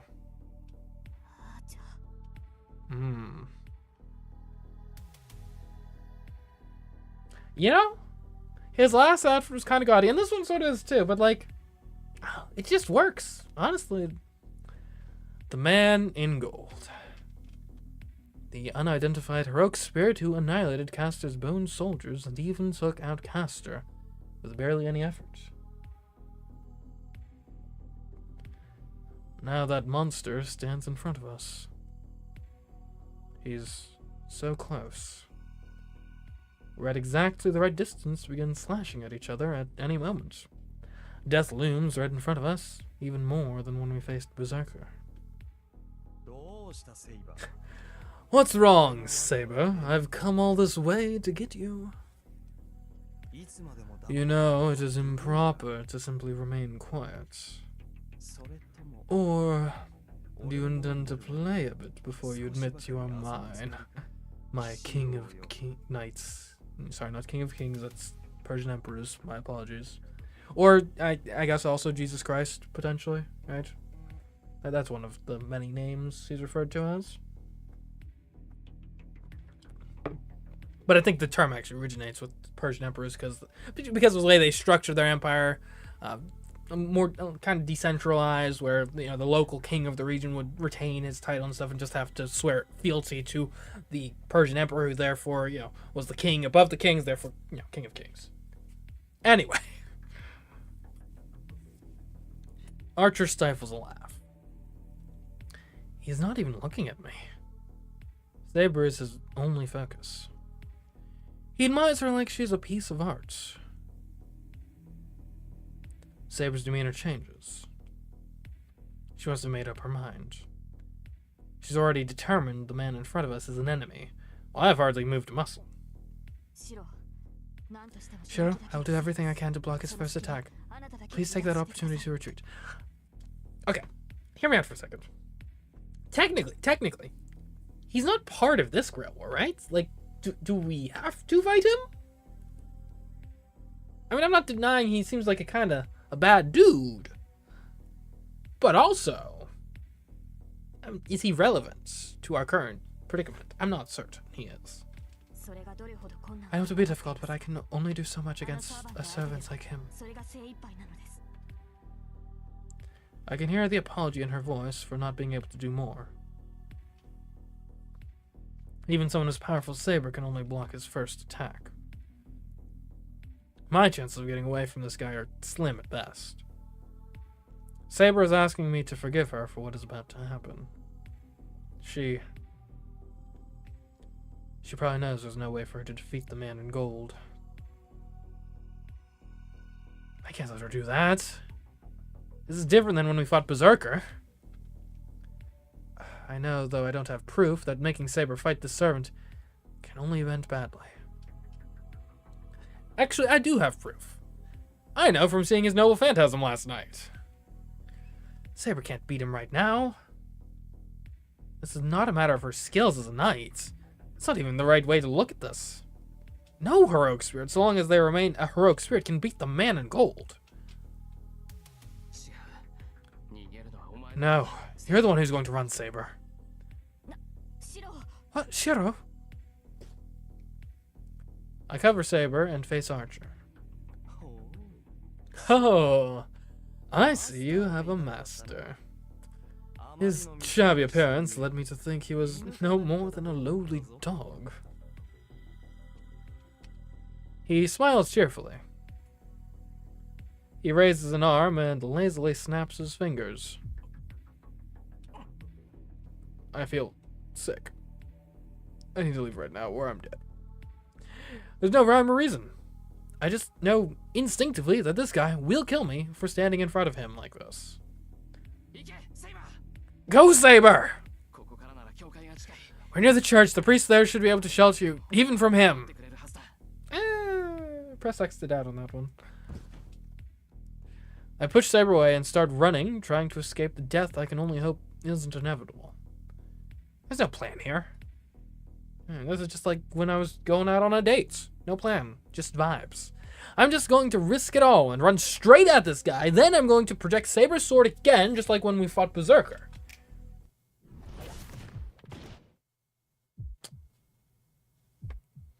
Okay, well, that didn't exactly work. When was our last choice? Like, I feel like it was like 5, 6 hours ago? Maybe? Maybe longer? I'm blown back. What just happened? The moment he snapped his fingers, something appeared right beside me. Oh! It's a giant hammer! It knocks me aside like a piece of trash, and I slam hard into the ground. I can't move. My body is completely useless. Like all my bones have turned to jelly. I've lost all sensation in my limbs. Pain is so dull, I can't even tell if I'm still alive. I will not kill you. If I destroy you now, Saber will disappear. As much as I hate to, I will keep you alive until the Holy Grail is summoned. The man laughs.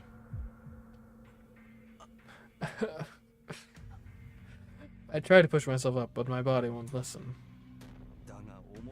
Do not let it go to your head, mongrel.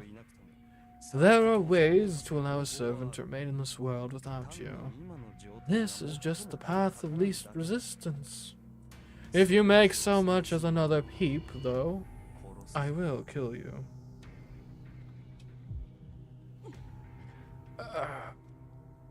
And then my mind goes blank. He will kill me. If I make even a single move, he will do just what he said he would. I can't possibly move after that kind of warning. Saber tries to run toward me. Where do you think you're going? There are no more obstacles between us. There's not this piece of trash you should be running to.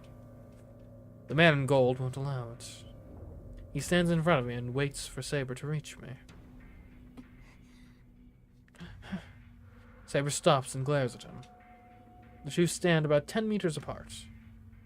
I don't know about Archer, but Saber can close that distance in a heartbeat. Huh. Seems you're not willing to come at me yet. I can't fathom why. So great a heroic spirit as you should realize what a singular honor it is to be chosen by me. What drivel? Even if I become a heroic spirit, I am still king. I never submit to you. Oh, a king you may be, but you are still a woman. A woman's greatest happiness is to bow before her lord, to serve and devote herself to him. Why then would you ever refuse to do so? Surely you are not so naive a maiden that you are afraid to be my woman, are you? Sheesh. Thought we were fighting Archer, not Andrew Tate. Why you? Don't be so angry. I do not only take, I will return to you equal joy when you are mine. I will give you everything in the world. You should be honored, for I have deemed you worthy. The man moves.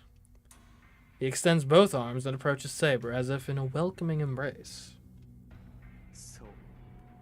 Yes, you need never become a guardian, nor return to your fated death. I will say this only once more.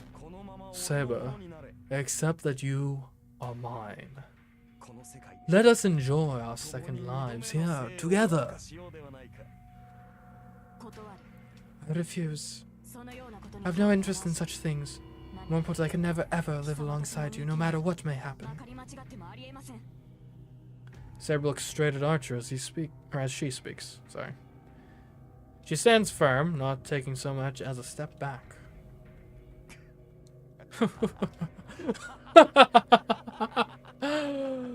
His laughter suddenly stops.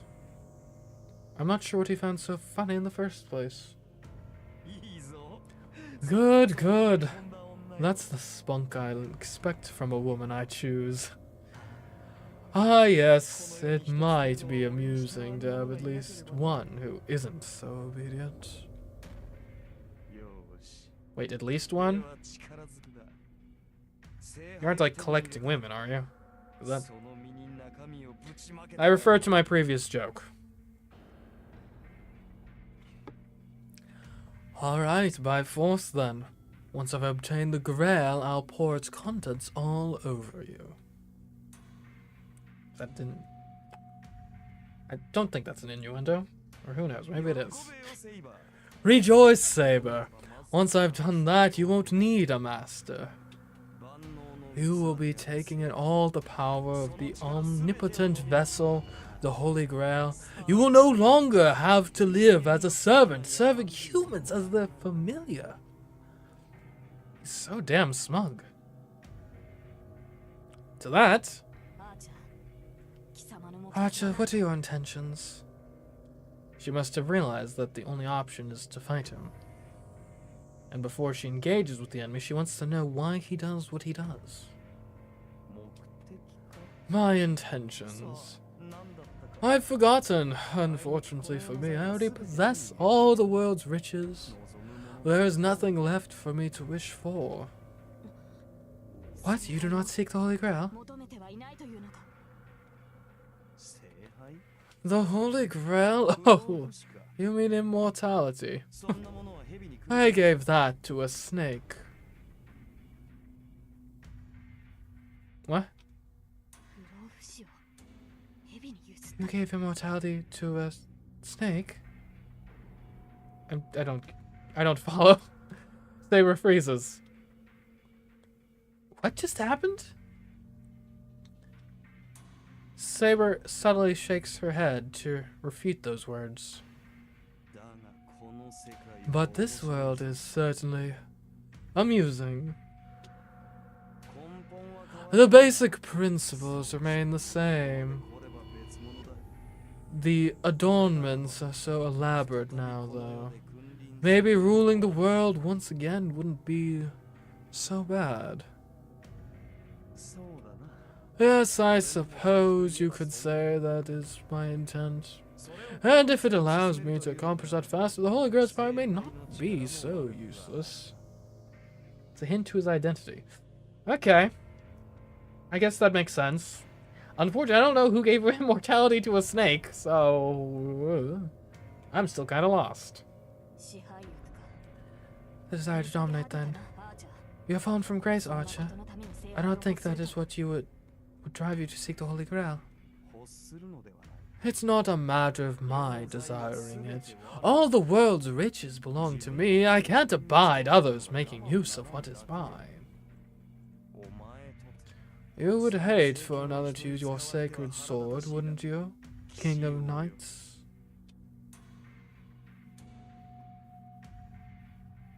Pale mist shrouds Saber. Oh, Saber has entered combat mode. Then in a flash, she is wearing her brilliant silver armor.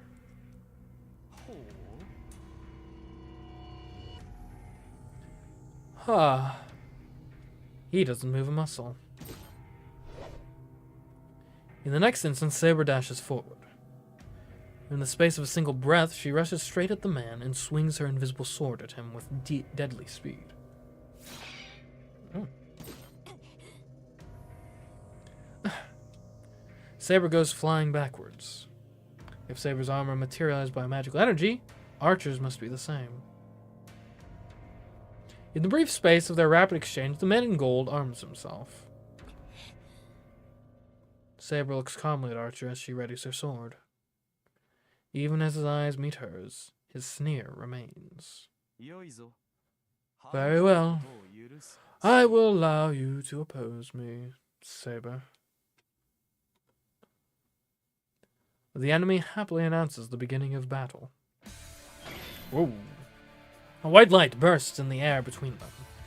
Saber's sword, shrouded in a bolt of lightning, cleaves directly toward the Golden Knights. 1, 2, 3, 4 strikes. Each time Saber's sword strikes, blinding light flashes from the contact. Watching her repeated attacks is like staring at a strobe light. It's just like when I first saw Saber that night when she fought Lancer. Saber channels her excess magical energy into her sword and strikes with such speed and precision that she all but becomes a lightning bolt.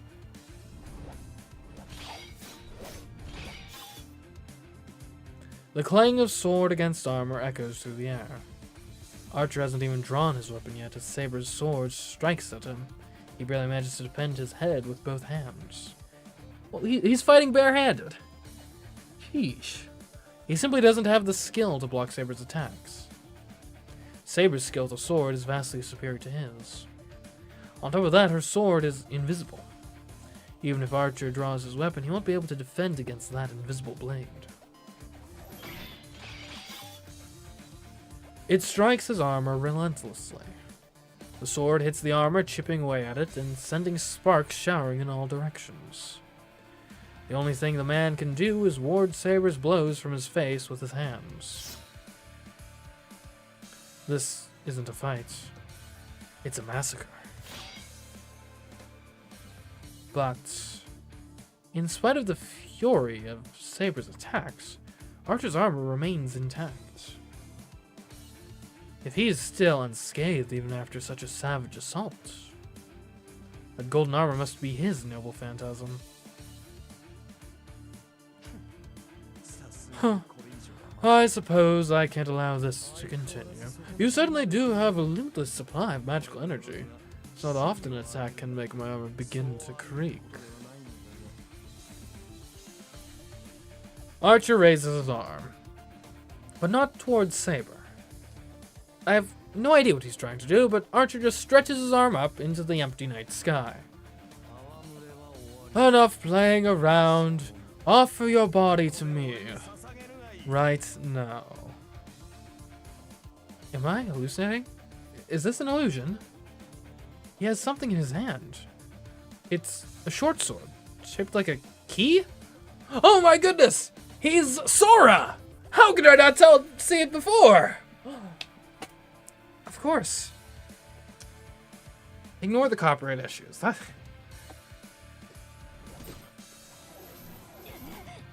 Yeah. Saber plants both feet, unleashing a much more powerful attack against Archer. But Archer bats it aside with his dark red sword. Is now a good time to mention that I've never played a Kingdom Hearts game, and therefore I don't know what his weakness is necessarily going to be.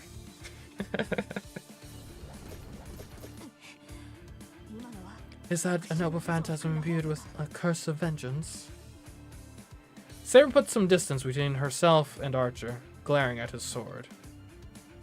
The enemy wielding such a weapon is a threat, no question. But it also means he's showing his hand.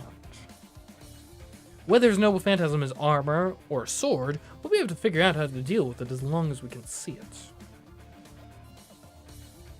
Saber readjusts her stance. Archer's already said his armor is at its limit. If Saber can go back on the offensive with the same fury as before, she should be able to cut through his armor. Even if he pulls out his noble phantasm now, the next blow will decide the match.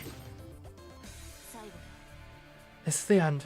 Let us conclude our match that was interrupted all that time ago, Archer. The sword in her hand is still invisible. She readies her sacred sword, still bound up in swirling wind, and faces her enemy. Saber seems to know what that noble phantasm is. She put that distance between them because she knows how to deal with it. She's readying herself to face Archer directly. Each of them wields a sword, and if their powers are equal, then it is a matter of the wielder's skill. And that should mean Saber will win. Very well. Come at me, Saber. In recognition of that sword of yours, I shall show you everything I have. The man laughs. Fine. Saber charges without hesitation. Her sword will cleave through his armor. The very instant I think that... What is that? That was a new transition.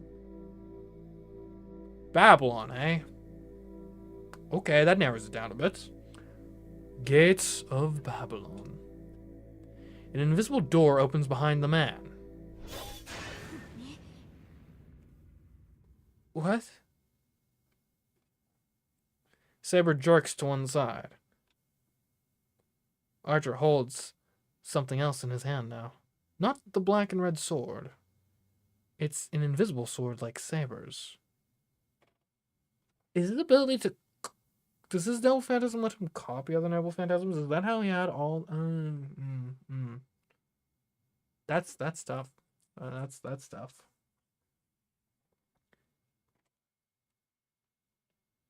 By the time Saber deflects it, Archer has already has a different sword.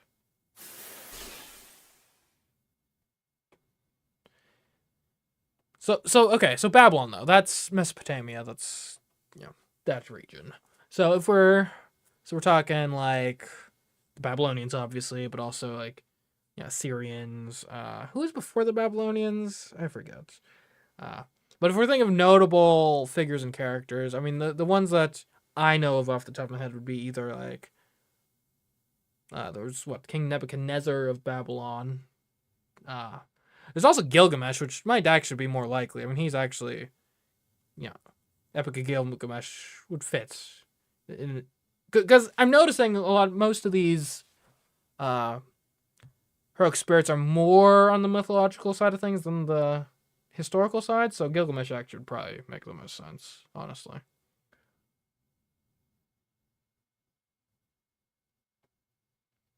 Anyways, his swords strike at her in a merciless rain of ice shards.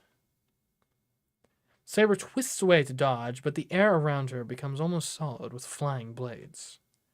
She's driven back as the blades close in on her from all sides. As the shards clinging to Saber vanish, her enemy holds a deadly-looking weapon that resembles the Grim Reaper's scythe. There's also Gilgamesh's friend. What was it, Enkidu? Though I don't think I'm not sure if that really matches up, though. Saber blocks the weapon, arcing for her neck with the gauntlets. But it's useless.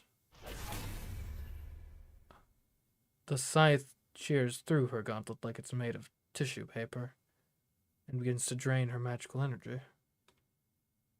It's as if it's trying to pull out her bones rather than her blood or flesh. Ew.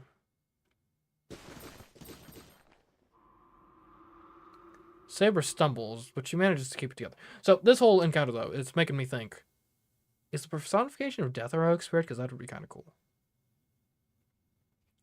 If there's a spin-off where that's a thing, tell me. I want to see it. But her retreat takes on a different note. She's not distancing herself to prepare for her next attack. Karen at the very least must be one, right? She's desperately fleeing the enemy.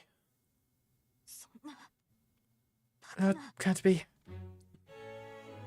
Saber glares at Archer as she passes magical energy through her numbed arm. A halo of hilts floats around Archer. Those are the swords that slaughtered Castor. His noble phantasm. Now it's backing Saber into a corner.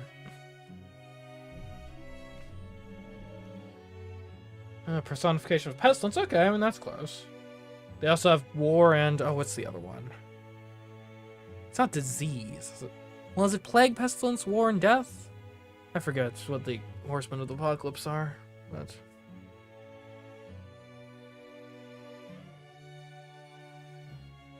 Even I, looking on from the distance, can't believe what I'm seeing. I remember, like, 2 of the apocalypses, or horsemen, are, like, kinda overlap. I think it's... But is famine one of them? Famine might be one of them. Because pestilence... What is pestilence? Pestilence is sort of disease, isn't it? But... I don't know.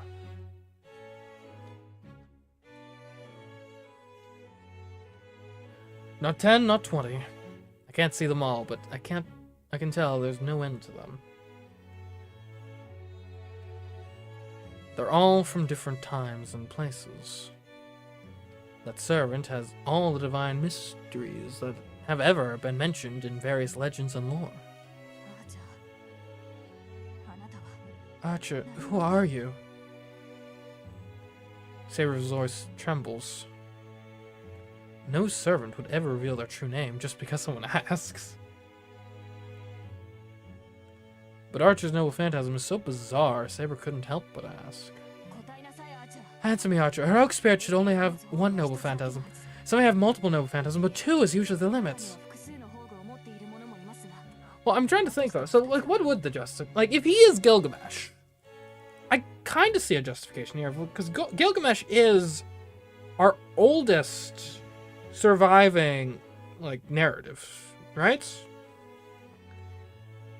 So maybe that's... Because with the discussion of Heracles, there was, like, this sort of implication, like, you know, older and further back you go, the more powerful they get, because they're, you know, from the era of, like, gods and myth and legend. And I guess Gilgamesh would be the upper maximum of that. Why that gives him, like, all the phantasms, I don't know, necessarily. But, you know, maybe it's, you know, oldest written account means he gets credit for writing stories down, period, and therefore has access to all of them? I don't know.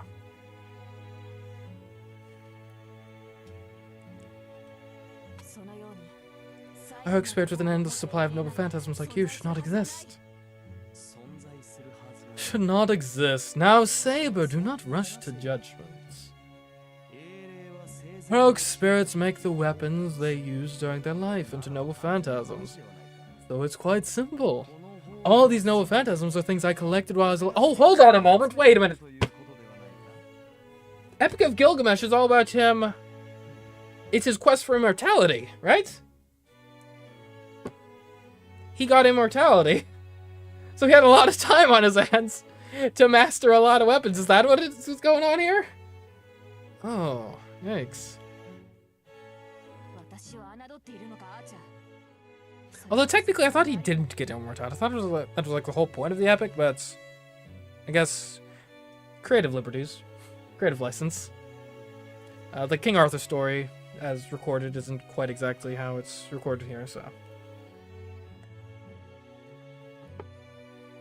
Are you mocking me, Archer? That is even more absurd. Now, who you are, there's no way you can carry the noble phantasms unique to other heroic spirits. No such heroic spirit exists. Saber's right. All the noble phantasms he has are real. There are demonic swords from Northern Europe and even from South America. No hero ever made a name for themselves in so many regions. Besides, Lancer should be the only one with Gabolg.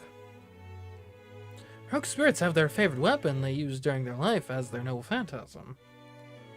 Based on that rule, the only one who could have Gaebolg is Kul Chulain. But Archer isn't Kul Chulain. And that means his spear can't be Gaebolg. But the thing is, it definitely is the real Gaebolg. If those noble phantasms were all fake, that would explain it, but they're real, so that's just... No, wait.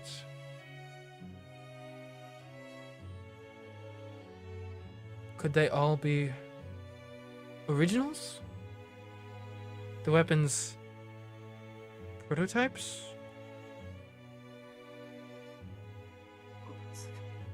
That seems impossible, but then again...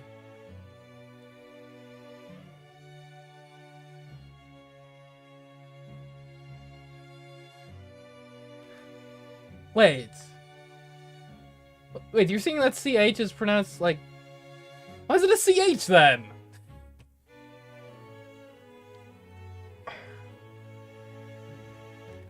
It might be possible. Legend and myth don't spring up from nothing. Plenty of myths share commonalities because someone or something served as the model for them. Legends which get to the point of becoming the basis of worship usually only take root in the lands where they are said to take place. That's one of the reasons demonic swords or sacred swords reveal their true abilities in the lands they come from. So let's say there's something from before even that. What if various noble phantasms in mythology existed before they were known and named?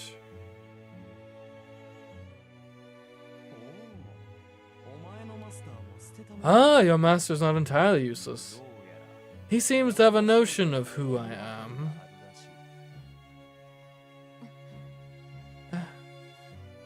Saber turns to face me. She's so far away. I can't help her from so far away.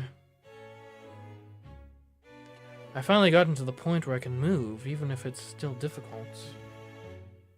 See, the issue is I'm not really up to date on my snakes in mythology knowledge, right? I mean, I know you got like Medusa, who's like half snake. You got the snake from the biblical tradition in the Garden of Eden. You got the one snake in Norse mythology. I forget what it's called, like Niflheim or something, maybe, or maybe that's something else in Norse mythology. There's this like snake that's like makes up like some of the 9 realms, I think. And that's all I know about snake in mythology. Like, I'm not actually aware in particular if there's a snake from Mesopotamian mythology.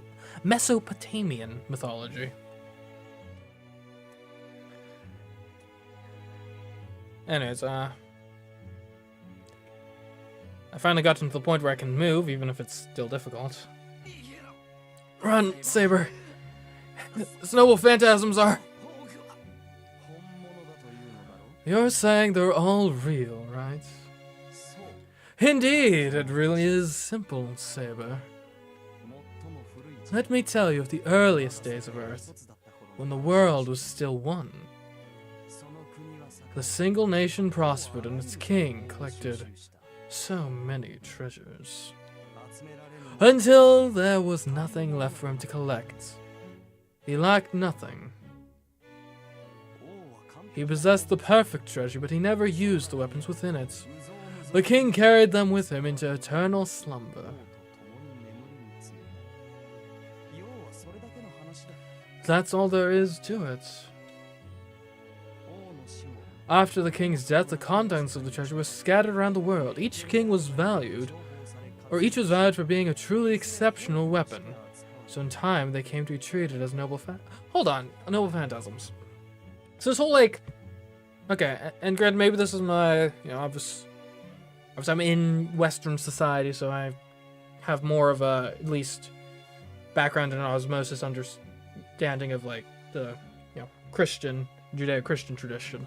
But this is reminding me somewhat of the story of the Tower of Babel, in this idea of, like, all humanity under one nation, and then it gets scattered. So maybe that's what they're alluding to here. Now that is a distinct tradition from the Epic of Gilgamesh, I think. I'm not sure if that... I don't think those two are particularly, like, considered by scholars to be, like, particularly, like, related to each other, but I could be wrong about that. I haven't looked deeply into the subject. Do you understand now, King of Knights? The noble phantasms you servants use? They are nothing more than the king's own possessions. It's like an inheritance. As long as you trace an object's history, a base or prototype will always exist. It only makes sense that every legend, every myth, or noble phantasm passed down in each country has an original. Far enough back into the past, if one person collected all those prototypes, they could possess every noble phantasm. And that could only be one hero. A hero from the oldest of legends. Far older than the legend of King Arthur or Heracles. The tyrant who ruled ancient Mesopotamia. A king who was half god, half human, who collected all the world's treasures and who eventually sought eternal youth. Gilgamesh, the most ancient king of heroes. Saber sounds like she's trying to keep the fear from her voice. Gilgamesh relishes her reaction. Oh, new servant data added. Well, I guess we gotta look at that. New archer. True name, Gilgamesh. He's chaotic good, though. Part man, part god, he is a king who ruled Uruk, a city-state of Sumeria before the Common Era. A ruler not just of legend, but who is also believed to have actually existed, he is written about in one of mankind's oldest epic poems, the Epic of Gilgamesh. A 2/3 divine and 1/3 human... Is that possible? Anyways, a 2/3 divine and 1/3 human demigod, he is peerless, a peerless sovereign of the world, and a supreme being who has obtained everything in existence. Initially, he was a tyrant who thought little of his citizens, but his behavior gradually changed after befriending Enkidu. Enkidu was a divine creation made by the goddess Aruru. By the way, I'm gonna try, but I'm not an expert on pronunciation of Mesopotamian myth and folklore. Anyways, the goddess Aruru in response to the prayers of the people suffering under Gilgamesh's oppressive rule. Enkidu and Gilgamesh were destined to meet, and they affected one another greatly. At first, Gilgamesh feared and viewed Enkidu as an enemy, but the two soon formed a mutual bond, and later worked as equals to govern the nation. The two of them also defeated the guardian of the forest, the divine beast Humbaba, and Gilgamesh would eventually go on to be known as the greatest king on earth, taking possession of every fortune known to man. At this point, Gilgamesh was a dazzling and powerful being that even the gods could not ignore. A goddess fell in love with Gilgamesh. The goddess of fertility Ishtar proposed marriage to the perfect king, but Gilgamesh bluntly refused the goddess's proposal. He did so because he knew Ishtar was a capricious and brutal witch who ruined men's lives. An angry Ishtar claimed Gilgamesh insulted her, and she sent her father, Anu's bowl of heaven, to earth as retaliation. The unleashing of this unbeatable divine beast caused 7 years of famine and destruction. Gilgamesh and Enkidu worked together to confront the bowl of heaven and successfully defeated it, further tarnishing the goddess's reputation. Ishtar's anger could not be quelled, so the goddess asked the gods for death of either Gilgamesh or Enkidu. Reasoning that a human killing a divine beast is a punishable sin, Ishtar's wishes were heard, and Enkidu slowly wasted away until they died, and as they were a creation of the gods, it unable to resist their orders. This was the start of Gilgamesh's downfall. He was shocked to find that his friend, the only one who could match him in power, was just as capable of death. Gilgamesh was haunted by the fear of his doom, and so he set out on a journey to the underworld in search of immortality. After an arduous trek, Gilgamesh obtained the elixir of immortality. However, as he bathed en route home, a snake drank the elixir, and Gilgamesh was left to die in despair. It is said that snakes are reborn into a new body each time they shed their skin because one drank Gilgamesh's elixir. So it's one of those like mythology-isms of like, this happened back in the past, and therefore that is why birds have wings. Humanity's oldest king of heroes, Gilgamesh, tells of his clash with the gods, his journey to seek immortality, and a great flood over the world. Everything in his epic poem, or epic, I don't know why I put the word poem in there, became the archetype and basis for all mythology. Very Joseph Campbell here. His name may not be as recognizable as Arthur or Heracles, but this comparatively nameless figure is the oldest hero king. His overwhelming power truly makes him the strongest heroic spirit.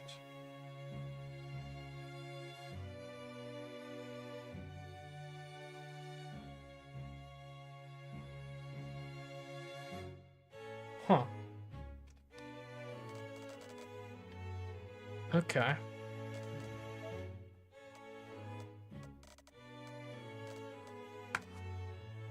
Look at the skills. Oh, skills, right. Sorry, I was so absorbed in the lore, I forgot we had gameplay. Magic resistance E. That seems pretty bad. Protection against Magecraft. It cannot nullify Magecraft, but it simply reduces damage of a certain value. Independent action A+, a skill that allows movement even without a master. Charisma A+, the ability to command and lead large armies. With this amount of charisma, it is closer to Magecraft or a curse rather than a skill, representing high esteem. Divinity, B, A... Well, what is it? B or A+? He has the highest aptitude for being a divine spirit, but because he hates the gods, it has been ranked down. Okay, gotcha. Noble Phantasm, Treasury of the King. Rank E through A++. It's anti-personnel, at least, I guess. A key-shaped sword that connects to the golden capital. It bridges space and allows the user to freely take any treasure from the vault. Though it need not be said, the more treasures that are gathered, the greater the power of this noble phantasm. Yeah, that follows.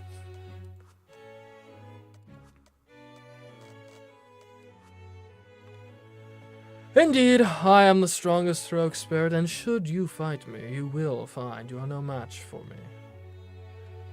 There's nothing else to discuss. All that's left now is for him to use his endless noble phantasms to annihilate his enemy. Oh, even knowing my name, you still intend to oppose me. You must understand you can't possibly win. I will know nothing of the sword until I try. You may be the king of heroes, but there must be something that even you cannot surpass. The air around Saber wavers.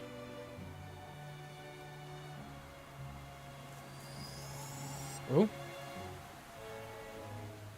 The wind envelops her as it picks up, becoming a whirlwind to protect her. As it does, her golden sword is revealed. No, Saber!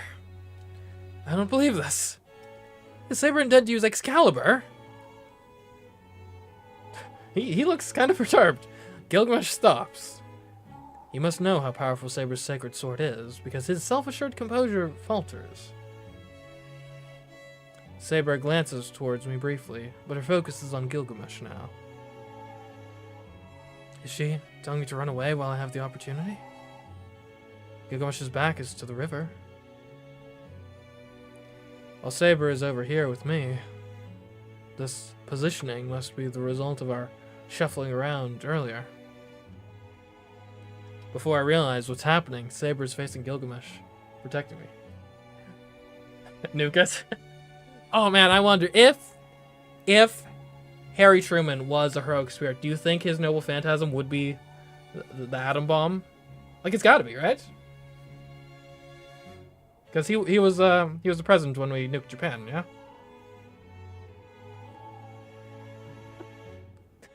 Now that's something I want to see. That happens in a Fates spin-off? Tell me about it. I need to see that.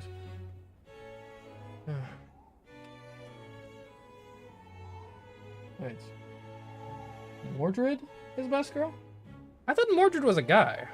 Am I mistaken about that? Granted, I thought King Arthur was a guy, so maybe I just don't know my stuff when it comes to Arthurian myth. As before I realize what's happening, Saber is facing Gilgamesh, protecting me.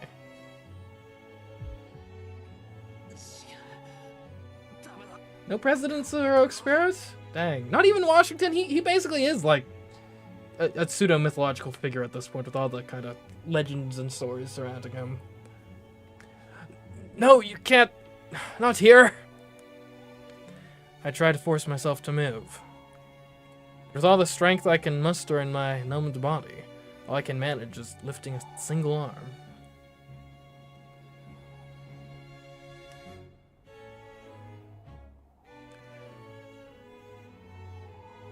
I use every bit of magical energy in my body to use that arm to push myself up. What? See, this is the problem with you Fate fans. Every time you, like, bring up something as, like, an answer, it just raises more questions. What the heck does that even mean? Come on! I've lost all sensation, but every bone in my body creaks as I begin moving. The pain is a warning. My body is coming apart at the seams, and if I move, that'll be it. I push myself to my feet, ignoring the warning. I try to endure the pain. I don't have time for this. What I need to do is get to my feet as fast as I can and protect Saber. I have a really, really bad feeling about this. It's the same premonition I felt when I faced Gilgamesh myself. We can't beat him, no matter what. My instincts keep telling me that. I just can't let Saber fight him. Huh. The famed sacred sword. Very well. The swirling wind has become a raging vortex. Even in the face of that dazzling sword, Gilgamesh is unintimidated.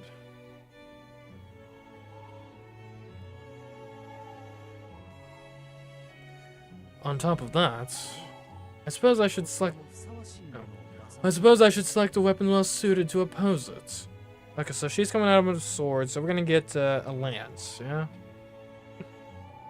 He drew. Oh, okay. Guess we're not doing fire and weapon triangle. Fine. He draws a strange sword from the gate behind him. It says the guy whose like favorite fire emblem game is the one that doesn't have the weapon triangle. Yeah.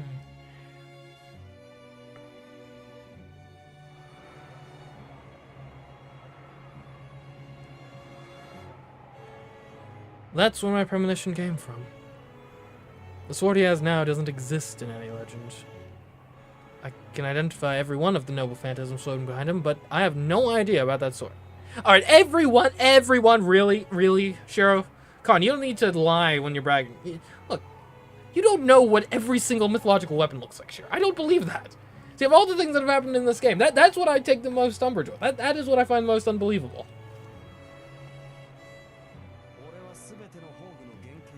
I possess the originals of all the noble phantasms, but they are all nameless. They're also not the only weapons I possess. The sword itself is cylindrical, which you'd think would disqualify it from being a sword, because you kind of need an edge, but whatever. It consists of 3 segments, each rotating in different directions. It looks like a drill capable of piercing a solid bedrock. This is different, though. Only the King of Heroes may wield this sword.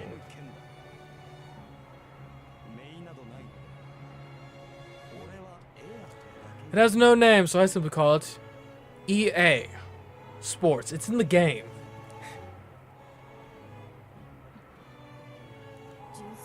So all you want is to compare the strength of our noble phantasms?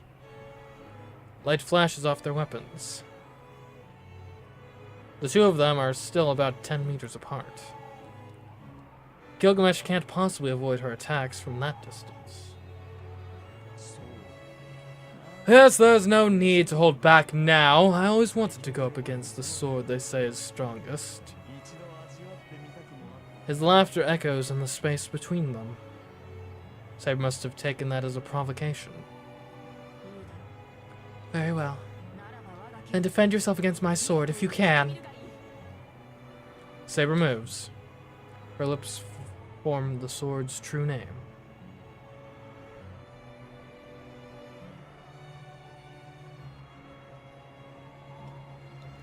There's nowhere to run now. The no phantasm released when its wielder speaks its name strikes mercilessly at Gilgamesh. It's time. Awaken ye. The cylindrical sword roars.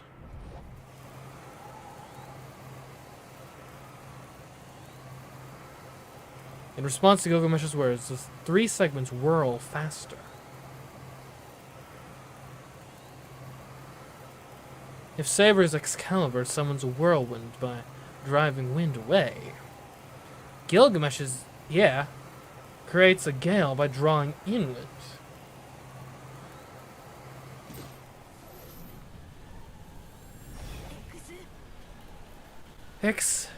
But Saber is more experienced with handling her anti-fortress noble phantasm.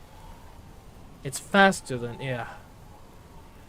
Saber pours as much magical energy as she possibly can into her weapon in seconds, igniting its massive power.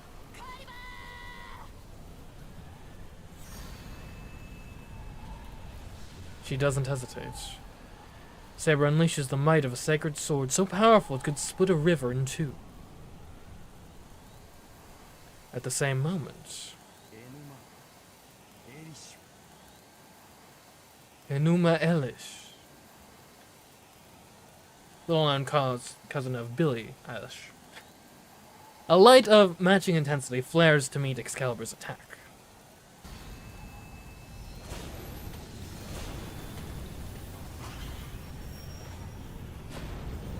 Well then. Oh!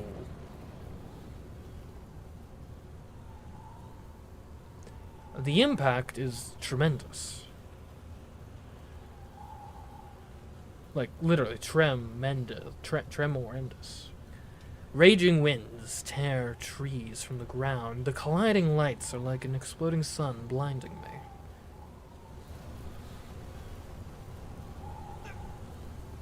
No!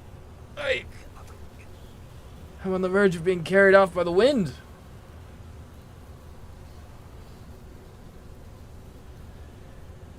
I cling to the ground with my one functioning arm.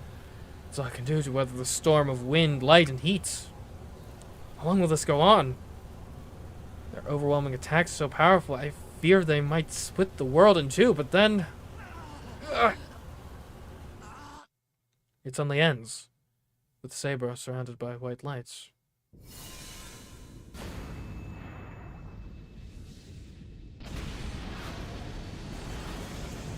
Okay, Huh. So there's no way I survived that. Well, actually, I do have... The crash breaks the unexpected silence. Something thuds into the ground beside me. Saber. I know what it is. Even half blind, I couldn't mistake what I'm seeing.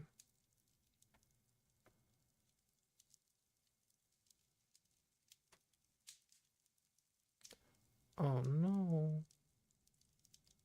She looks dead. She's a bloody mess.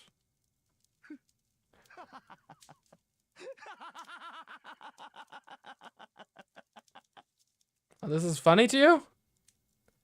In the distance, the Golden Knight, completely unscathed, laughs like a madman.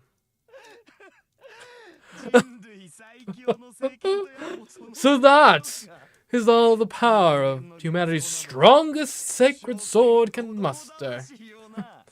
Human power is truly pathetic. His laughter rises so high it seems to soar up into the heavens. This must be hilarious to him. He's just smiling to himself, not even paying Saber any mind now that she's fallen. Saber.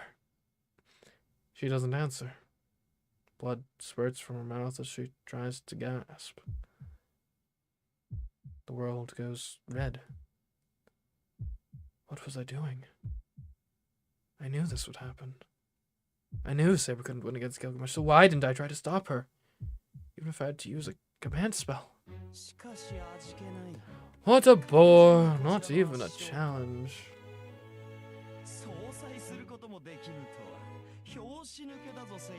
I'm disappointed you were so easily defeated, Saber. Ah, my mistake. I should have gone easy on you. You are just a woman after all. His smug voice is grating. This is my fault. I thought she could win. As bad a feeling as I had about this, I was sure Excalibur would win. I may have told her to stop, but my command spell didn't react. I obviously wasn't serious. If I'd been serious about protecting her, I could have used a command spell to make her escape, even if it was just her. And there would have at least been options for me to fight on my own. Sure, you would have died like 10 times easier. Like, come on, man. So it's time for me to collect what's mine. She's gotten a little dirty, but no matter. She was going to end up that way anyway. Scratch here or there makes no difference. Right, I mean, she's going to be used eventually, so why not save a bit of money and buy used in the first place? Ha ha ha! His voice draws closer.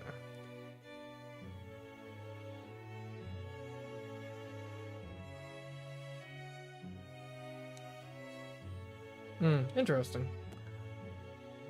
Saber must have come too. I see her eyes open. Saber, are you alright? I can see her breathing, yet I'm still far enough away that I can't reach her. She lays still, but I can't run to her. All I can do is call out to her. Saber! Saber! Saber! Saber's mouth opens. She breathes in as if to ask for help, but even that is painful enough to send her into a coughing fit.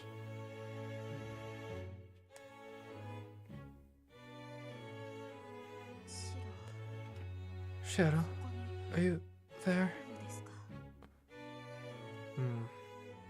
Her voice is weak. The question makes clear she can't see me. Ooh.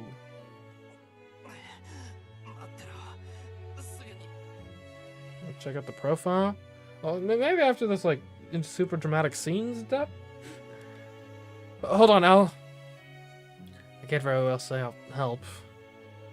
I'm on the ground too and can only move one arm. I can't even offer words of encouragement. At least she can't see me in this pathetic state. Oh, I see.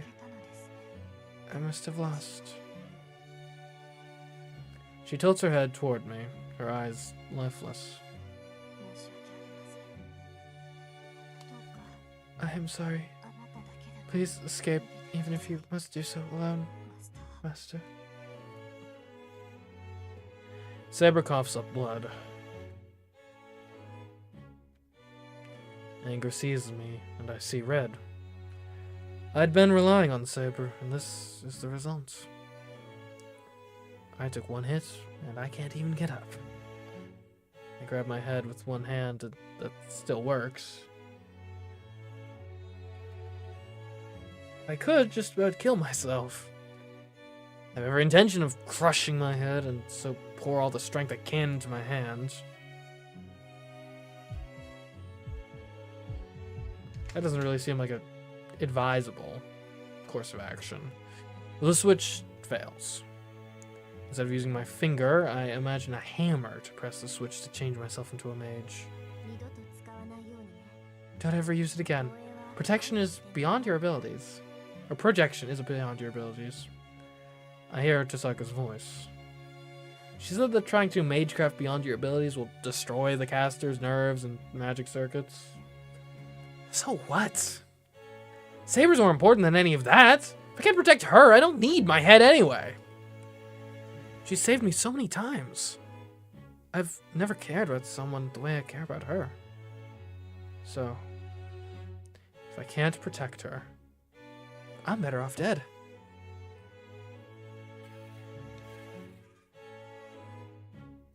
I hear the pounding of iron. The shattered bones of my body are being reinforced by magical energy. There's no holding back.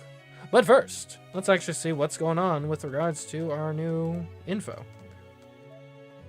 What's it good? Noble Phantasm, probably? These Inuma Ilish. The star of creation divided heaven and earth. Yeah, the sword of rupture, the blade that can sever space itself. A rift created by compressed and clashing winds becomes an artificial fault line that divides space-time, annihilating everything that stands against it.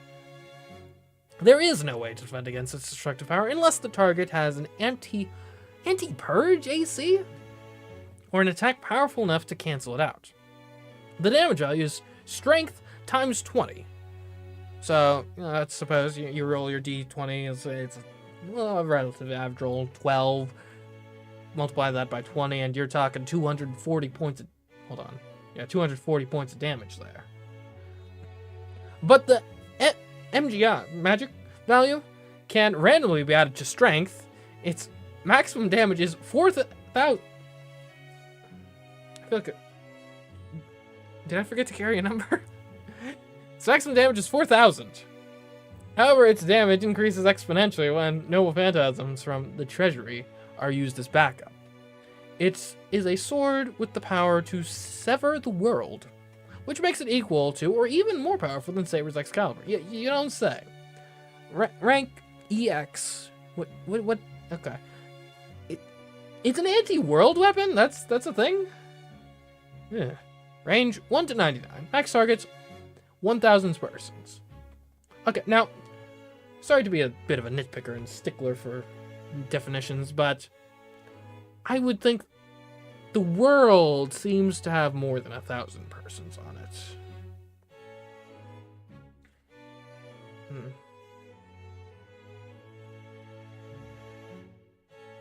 Okay. I wonder, are there enough little D&D style rules that you could conceivably just create, play Fate as a tabletop role-playing game? Maybe. Who can say? Long time since last choice? Yeah, fair. True. At least it means I didn't mess something up here, probably. Anyways, there's no holding back. I throw my switch open wide, ignoring my own limits. I generate as much magical energy as I can. My spine ignites and my entire body grows hot red. Yeah. My brain feels like it's melting, and I bite my tongue to endure it. I feel like biting your tongue would make it worse, because that's adding pain. I guess maybe it's like a distraction. My teeth sink into the fleshy muscle. If I have to bite a hole in my tongue to remain conscious, so be it. I guess it's sort of... This is probably a crude way of putting it, but it's a natural mouth guard, I guess? Right? Like a boxer or something will have a mouth guard in. And, see, the common misconception is that that's a shield to, protect your teeth when they get punched. What it's actually there for, and I guess to an extent it does that, that's a nice side effect, but the real reason is so you can bite down on it. That way if someone hits you on the jaw, you're less likely to, it helps prevent the jaw from getting misaligned, because that's the easiest way to knock someone out, is get the jaw rotated. But yeah, so I guess if you don't have the mouth guard, there's an argument biting on the tongue gives you something with a bit of give to it that would maybe be more effective than just straight up clenching your teeth. So.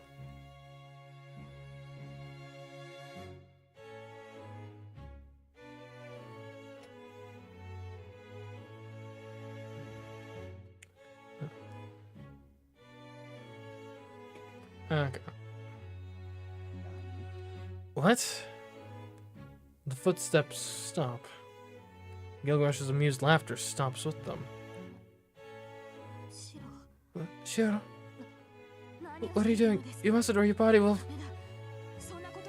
She must sense something, even without being able to see. Saber screams as she tries desperately to push herself up.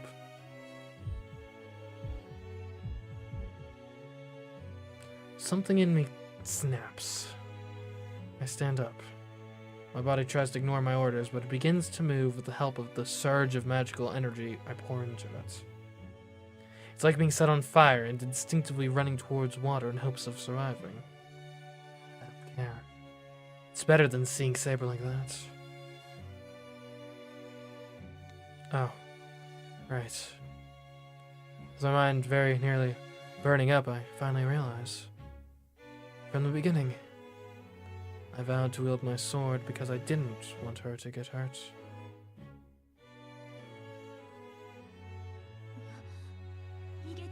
What? I told you to flee, so why? I stopped the enemy from approaching. Saber's behind me on the ground.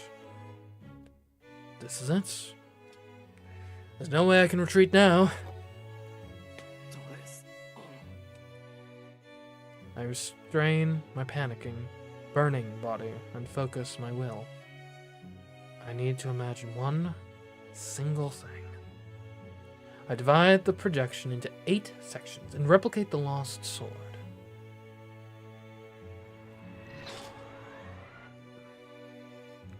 There's something solid in my left hand. I didn't even have to look. My second attempt at manufacturing the sword succeeds. My sword... No. It's not right. You should know very well that we still cannot win against him. If you can move, you have to run. I'm not running. I came here to get you.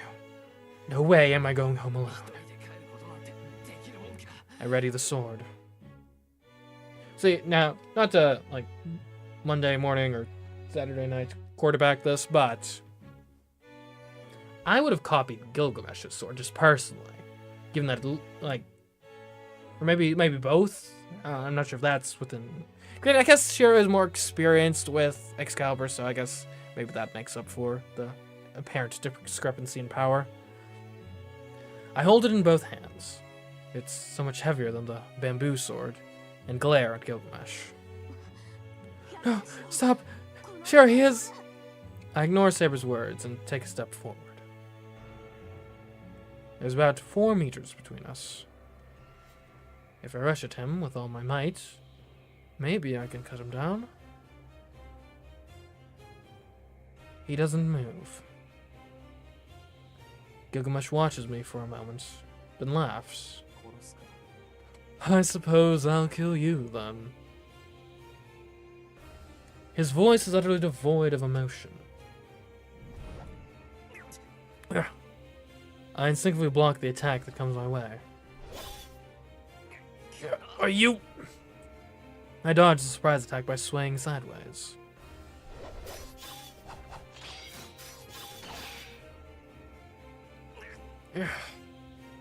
Too slow. If the first attack is a sudden gust, the barrage of attacks that follows is like a storm. Blocking is all I can do. Actually, I wouldn't have even been able to block the first attack on my own. Fortunately, when I reproduced the sword, I also reproduced its memory.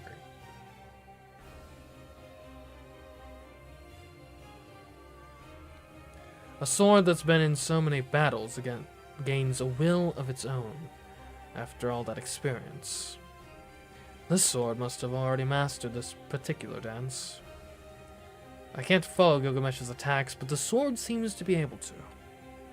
Before I move my arm, the sword is already reacting to Gilgamesh's attacks. I let the sword guide me and managed to parry Gilgamesh's fierce attack.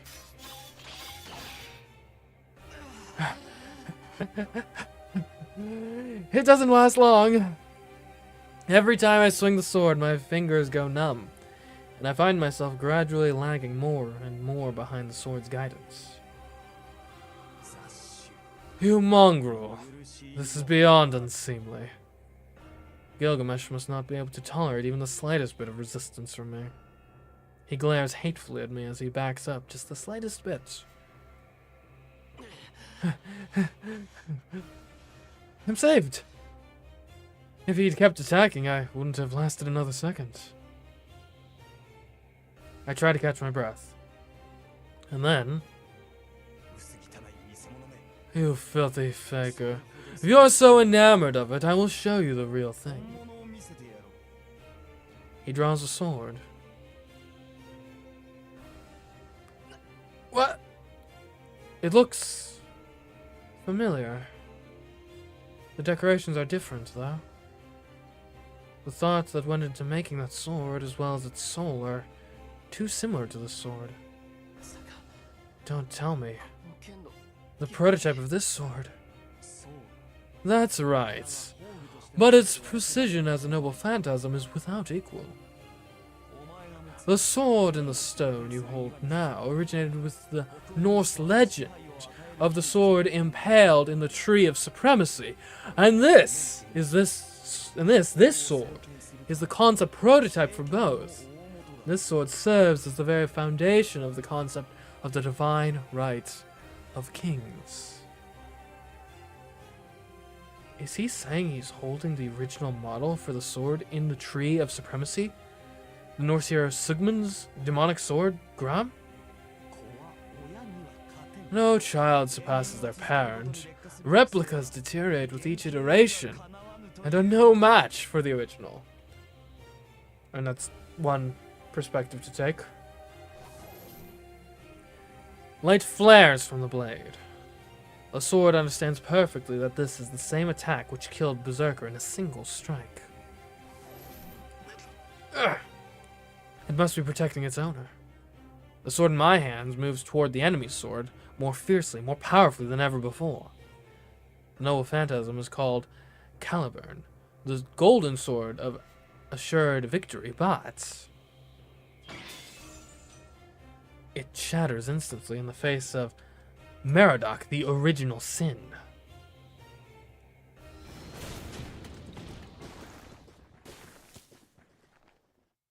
I hear something sliding along the ground. It's a faint rustling sound. Is the park's ground slippery? I roll across the ground like a bit of trash in the wind before finally coming to a stop. Shiro. So what deck did we just lose to? We lost to. Was it the Golden Sword of Assured Victory? No, that's Caliburn. Whoops, it was Gram. The magical sword of the sun, Gram. In the Volsunga saga, Gram was a magical sword of glory and destruction that belonged to Sigurd, the greatest Norse hero. It is also the prototype of Caliburn from the legend of King Arthur. Just as Caliburn was the sword of appointment stuck in the sun, Gram was the sword of appointment stuck in King Volsung's tree. The legend of the magical sword, Gram, and its owner, Sigurd, is marked by the glory and destruction worthy of the hero's name. Later, compiled in medieval Germany, Der Ring des Nebelungen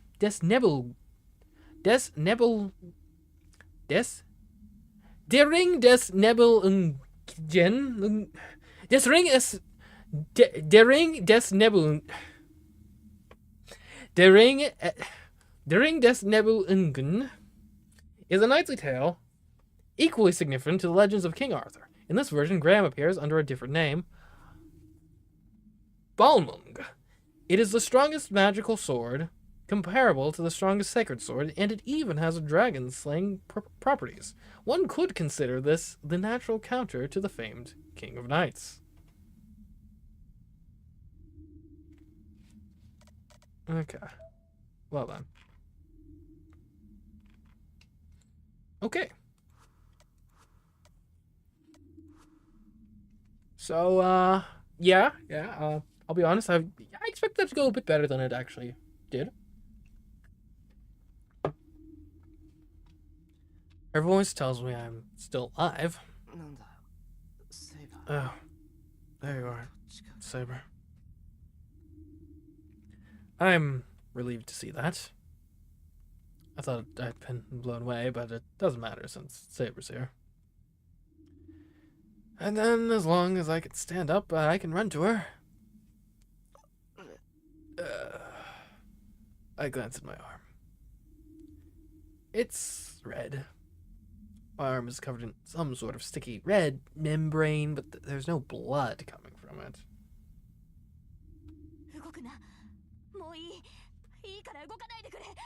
Do not, please. Do not move. Please. Please do not move, Shiro. Saber's shouts reach me as I lay there, staring at my arm. It looks like my torso is what's hurt. That single attack. I'm pretty sure Gilgamesh's sword is what sent me flying. That at least explains why I'm injured. No wonder Saber's so upset. The only thing I can move is my right hand. My left hand doesn't move. I'm not even sure what happened to my left hand.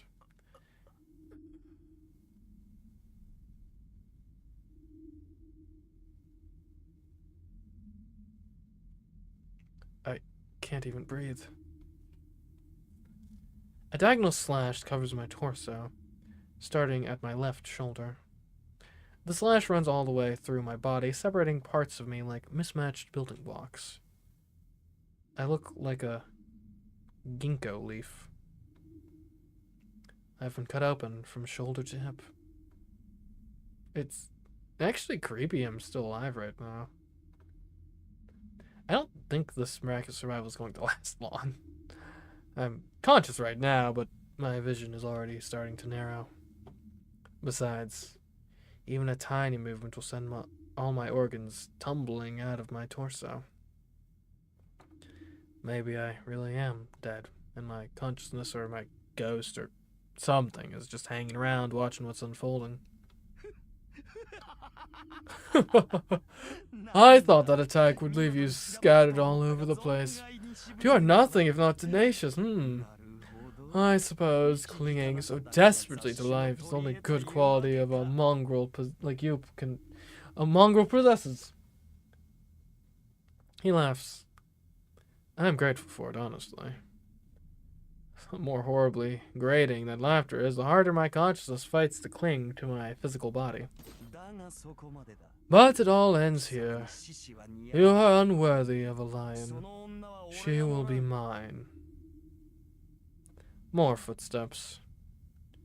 This time he's going to take Saber. For sure.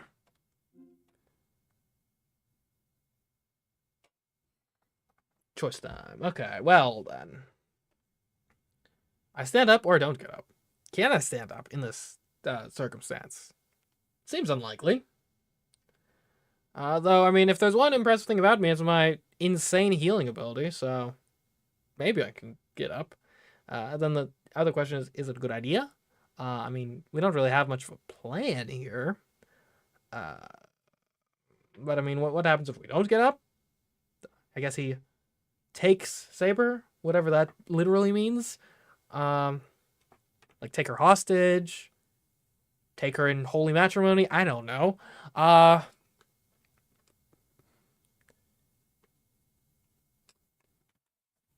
mean, I guess I'm probably operating under the general principle here that usually in this game, cowardice is not rewarded. Usually you get rewarded for like rising to the occasion and fighting despite the unbearable odds. So I think that's where I'm leaning towards here, standing up.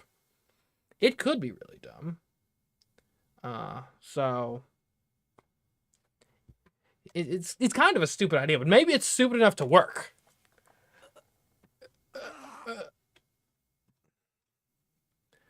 I pour all the strength I have left into my one good arm. I try to grip the ground with my sticky, slippery arm and lever myself upright, even as I'm on the verge of literally splitting apart. Well, I mean, when you put it that way, it kind of sounds like a bad idea.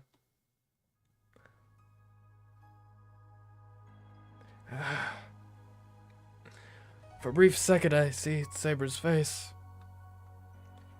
She's on the brink of tears. In that moment, I'm proud to know falling in love with her wasn't a mistake. Hold it! It's not over yet. I force myself up. Neither of my legs work.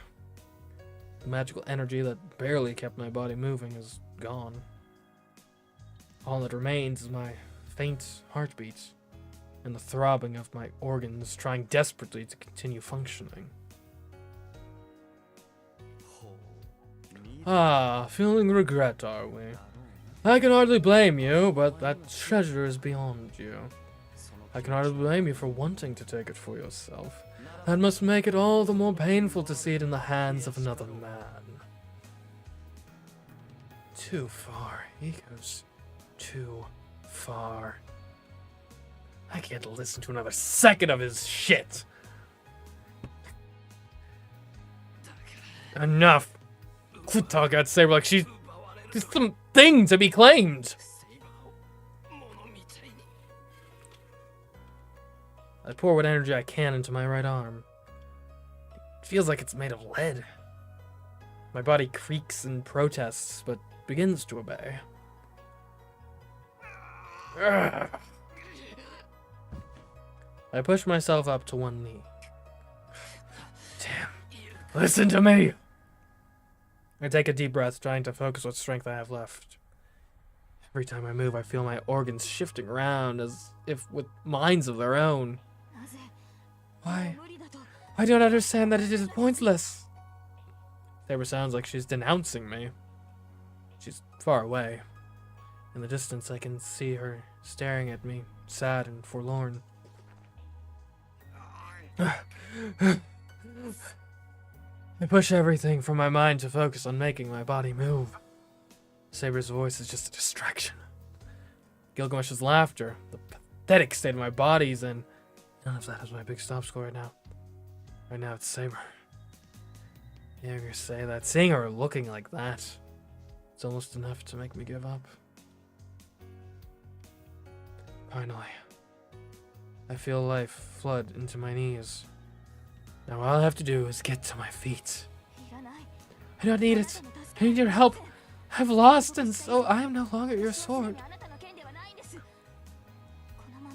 It is only proper for me to disappear now. It's Saber's voice. Damn. If you keep saying that, if you keep making this even harder, I'll get mad. Even to you. No, please stop, Shiro. You cannot keep going. Really, you will die. If you die this way. It's why I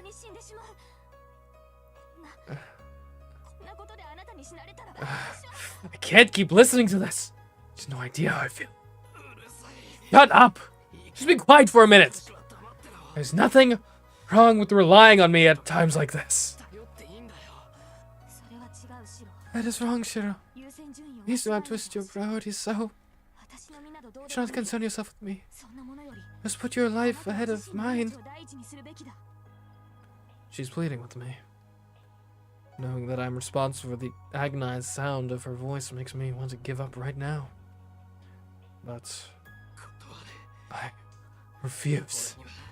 There's nothing in the world I want more than you. I can't allow myself to give in to her plea. What? Saber gapes at me. I'm not sure why, but I remember something. She once told me I was a fool who didn't know the value of my own life. I think she's right. For someone who can't help themselves to try to help someone else is a little presumptuous. They're really only doing it for their own happiness, while the person they are meant to be helping may not be half so pleased. Someone's first priority should be themselves. The people who think like that are the ones who can be truly happy, and so they can then share that happiness with other people as well. Yeah, I know I'm a fool who doesn't value his own life. I've been wrong about the most important thing in my life. And that day, the place in my heart where whatever is most important to me should have been, was empty. But I'm grateful for that abnormality. Because now that empty space is filled with the person I truly want to save. Saber. Even if I'm the most important thing in my life, nothing will change. You are so much more beautiful than my life could ever be. Nothing could ever replace you in my heart. And then I realized it wasn't that I was sympathetic towards her. The girl in my dreams. That girl who fought and died alone, who I felt was never rewarded for all she did. I was in awe of her. I thought she was beautiful beyond words. The vivid image of her taking her sword and charging into battle, never looking back, was awe-inspiring. Yeah, that's why. That's why I need to protect you, Saber. You were alone your entire life, so I have to make sure you're not swallowed up by the darkness in your last moments. Yep. Once this is all over, on the verge of your death, I hope you can go into your eternal slumber, proud of what you did with your life. No more hesitation. My objective is clear. Sorry. I love you more than anything, Saber. So, I'm not letting him take you. I read the apology as soon as I give it. But I wanted to tell her. I wanted to tell her that, now of all times, because the words could come straight from my heart. I sensed her gasping. I went to turn around to see her face, but no, I can't really see anymore anyway. I stand up. As long as my heart is still beating, I can keep fighting. Magical energy is life. As long as it flows through me, I can create as many swords for her as she needs. Congratulations, you've stood up! Now what? What do you expect to happen here? I feel scorching heat in my right hand. Here on the brink of death, I'm reminded of what happened 10 years ago. It's a terrible illusion. I feel just like I did when I was in the fire, reaching a hand out and hoping to be saved. Go away. Can't leave Saber to you. I say that as I raise my right hand. Fool, I have no need for your consent. What is this, that one meme of like, I consent, she consents, you forgot to ask someone, who do you forget to ask? Oh, I forgot to ask Shiro. Well, who gives a damn? Gilgamesh raises his sword. Get down, Shiro! I hear Saber far behind me. I ignore her and use my remaining magical energy to project a sword once more. The light stops me. A vortex of light rushes at me. It's not as strong as Excalibur, but it still burns away anything it touches. When the heat scorches my body, I don't think about my death. I think about Saber somewhere behind me. This will kill her as well as me. I at least need to protect her then. I said it's what I'd do. It's what I've always wanted to do. She's strong, but at the same time, could break at any moment. She needs me. She's like a drawn sword, so to make sure she doesn't get hurt, I'll sheath her. And then, before I realize what's going on, there's a sword in my right hand. What? I'm not sure who said that, but there was a brief hesitation. At the same moment, the invincible knight in gold takes a step backward. Sure, allow me. Saber takes my hand.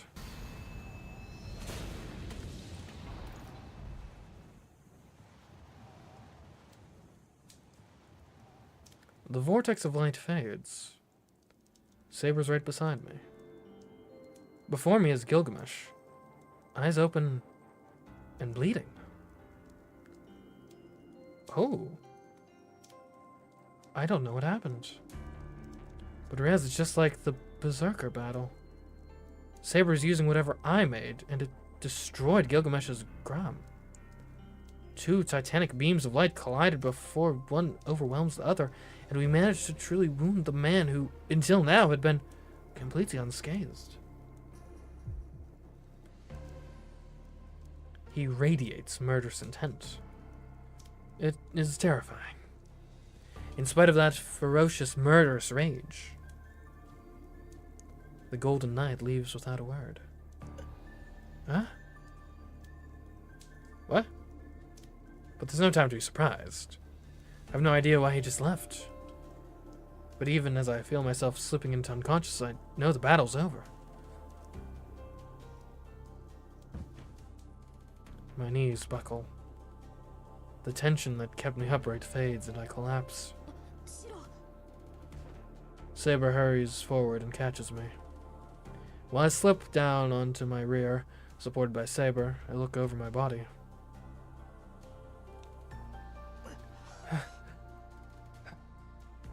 I can't help but cry out.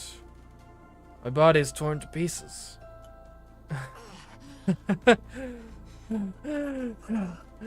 I should have been killed the instant Gilgamesh laid me open from shoulder to hip. Well, this is definitely... My healing power must be what's got me clinging to life, but even that has its limits. Well, I'm not so sure about that at this point. All evidence seems to point to the contrary. I'm practically split in two. I can't possibly recover from this. Not even sure if I'm breathing, and everything is starting to go dark.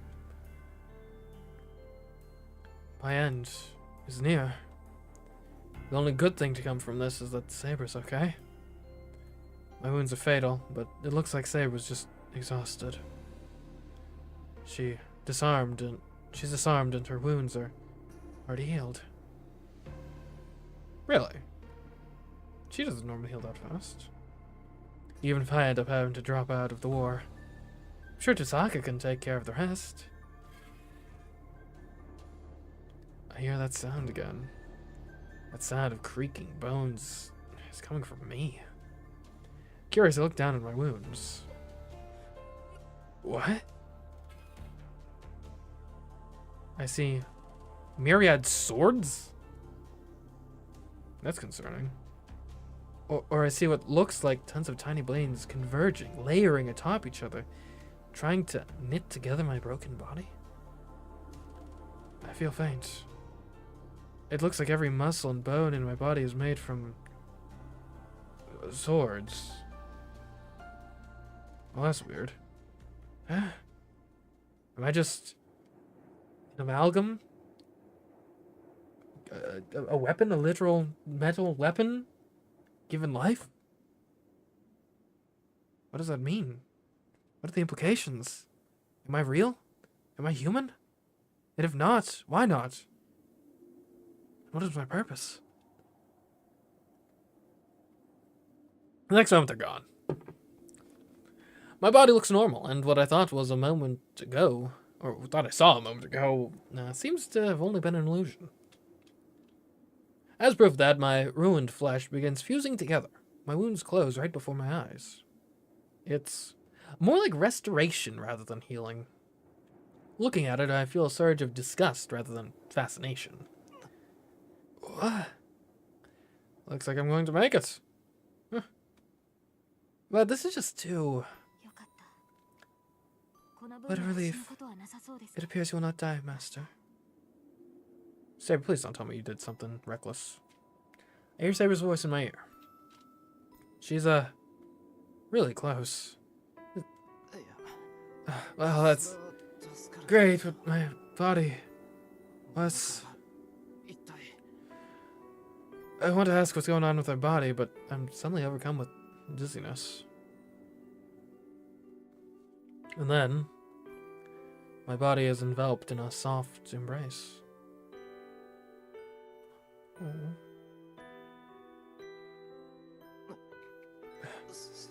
Saber? No, I understand now. It makes sense for your wounds to be healing. I can't stay awake. I produce too much magical energy. My worn out mind just wants sleep now. I don't know how strong it is. But the saber moves closer, it wraps her arms around me. She embraces me tight. I finally understand. You were my sheath, Shiro. Her words penetrate deep into my tired mind. Oh. The sensation is so comforting, and the last of my remaining consciousness fades away. I finally realize I'm safe, and so I yield my body to sleep. Before sleep takes me, I find myself thinking with a little foolish sadness that this scene would be better if our positions were reversed.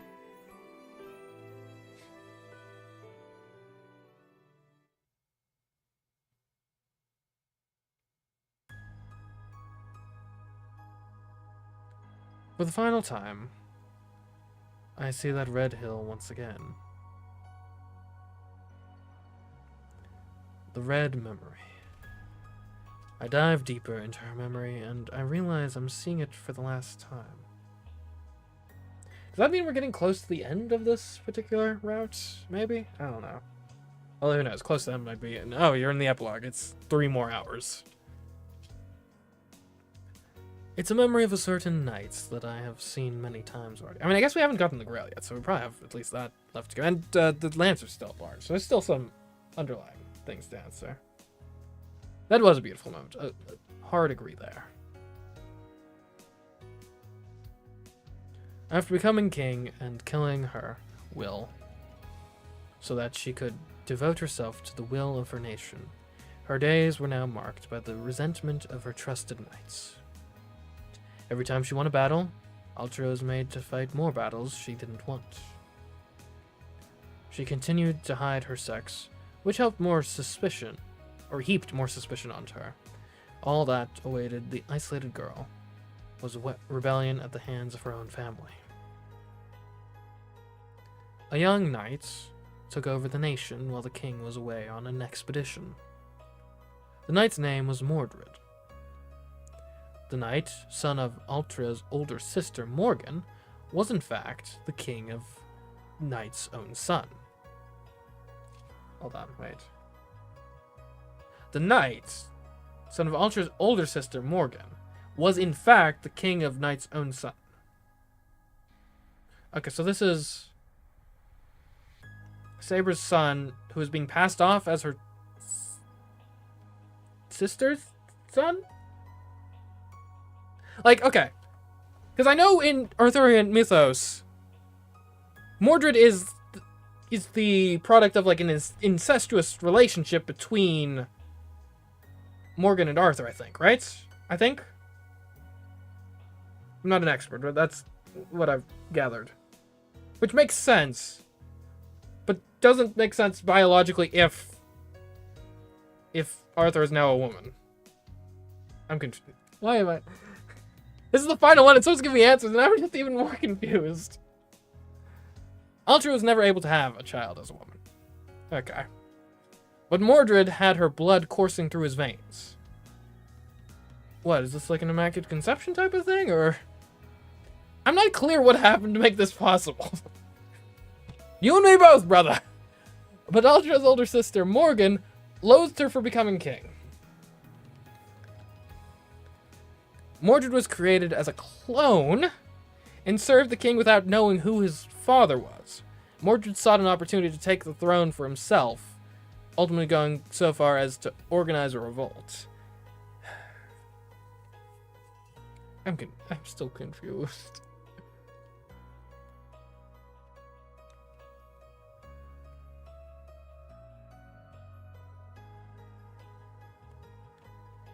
That revolt would end in what later became known as the Battle of Camlan, the final battle, and the end of King Arthur. King Arthur learned of Mordred's betrayal during her expedition and returned with her weary army to invade her own lands. She defeated many of the knights who used to serve her. She attacked the lands she once defended. Those few knights who remained loyal to her died. The only two left standing in the end were the king and her son, Mordred. The combat between the two of them ended in the king's victory. Hold on, wait. So if Mordred is possibly the biological child of Morgan, while also being at least a partial clone of Altria. Like, genetically. And granted, maybe getting into a genetic argument is moot at this point, because we've got the son of two women, ostensibly. But, which is, yeah, I mean, hope this isn't, like, too, like, anti-woke to say, is, like, not biologically possible. But even if we suppose it was, like, a thing, genetically, you could, like, where are you getting the Y chromosome from? If the genetic material is from two women, theoretically. There's no Y chromosome to get, so Mordred would have to be female in this case. And granted, Mordred, in this case, would have to not exist, because, again, it's two women, but I'm confused. Why is mythology so confusing? Okay. The combat between the two of them ended in the king's victory. But the king was not unharmed. Mordred was bound by a powerful curse and swung his sword even after dying, inflicting a fatal wound on the king. Man, that's some rough rigor mortis right there.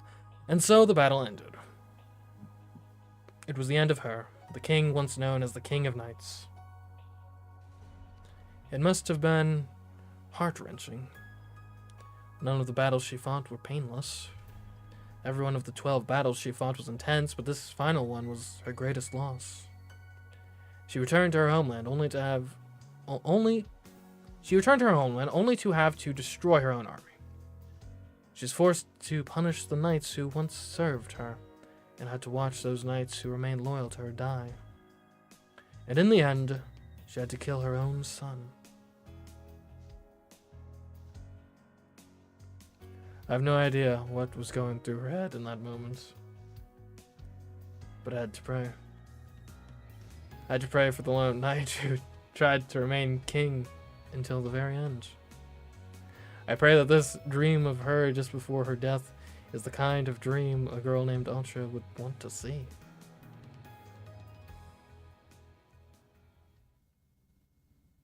I'm gonna throw some shade at chat for a second here. Like, me being utterly confused by this tournament. This is the one time the Fate fans aren't chiming in. Like, well, actually, Mordred, if you know, is actually a partial clone who was cloned by Victor Frankenstein, who, for some reason, existed centuries before Mary Shelley's novel was even a thing. But it makes sense because actually, Doc Brown is a thing, and then he gets him to go back and get the Mordred clone, and like, I'm just saying this is one of the few times where I'm like legitimately confused and like kind of fishing for an answer, and now chat's silent. Anyway, keep your secrets, chat. Fine, be that way. They're playing hard to get an answer out of. I opened my eyes. I don't know when I got back, but I'm in my room, lying on my futon. Sure, you're awake. Saber, how did I? You've been sleeping for some time.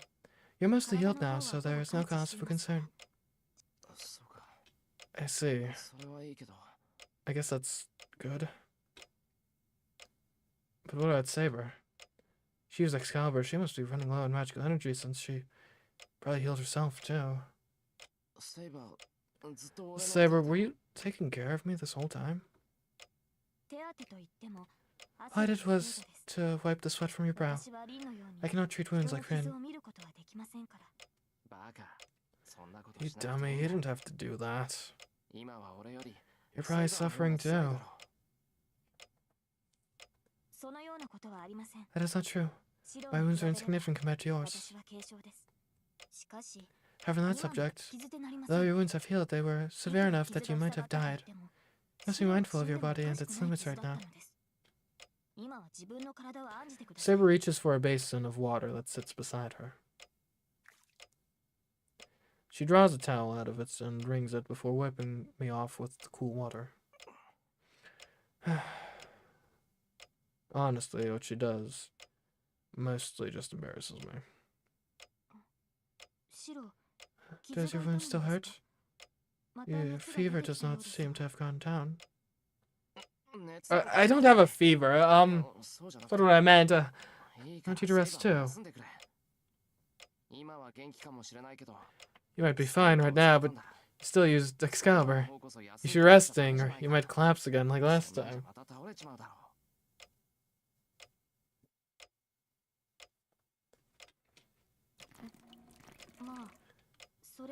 Well, that may be true, but I'm better off than you are right now. There's only proof that I should protect my master until his wounds are healed. Well, I guess that makes sense. She's got me there. When she says it like that, I can't really do anything but agree. Fine, I'm going to rest, so I want you to rest too, Saber. I'll be able to sleep knowing you aren't resting. That is true, and I do require sleep. Saber nods in agreement, then wrings the towel and hangs it over the edge of the basin. I do my best to swallow my embarrassment as I watch Saber tend to me. I'll go rest. Please take care, Shiro. Okay. Good night. I forgot to say so earlier, but thank you, Shiro. I'm very glad you're okay. There, under the moonlight, I see Saber smile. Her smile seems fragile, maybe because of the pale moonlight. Before I get a good look, the door closes.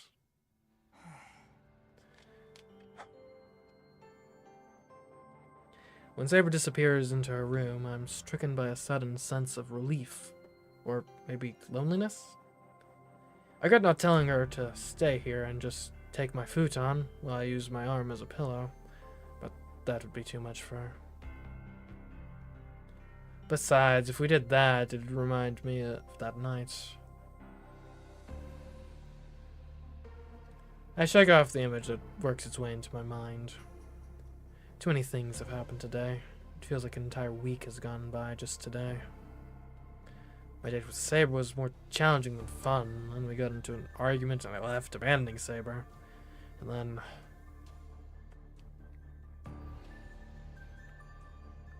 yeah, all in one stream too.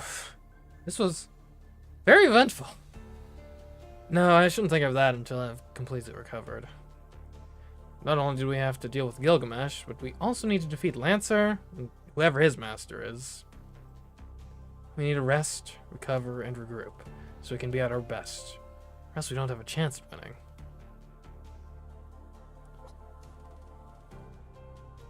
This only happened a few hours ago. I think Saber said something about me being her sheath. At the time I couldn't ask what she meant. I was a wreck and near to passing out. Oh, come on. I can't fall asleep. In Saber's dream, her face, resolute even on the brink of death, overlaps with the sight of Saber tending to me. Then I hear her voice saying goodnight. The image of her frail profile, of her smiles burned into my mind. It's not a smile I saw in any of my dreams of her life. She says it makes her happier when she sees me smile.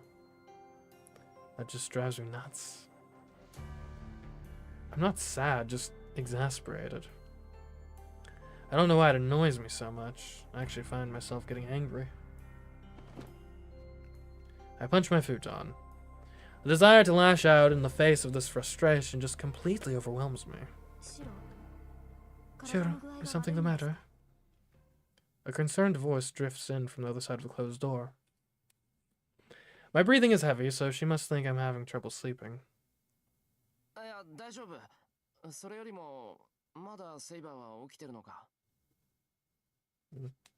Fair.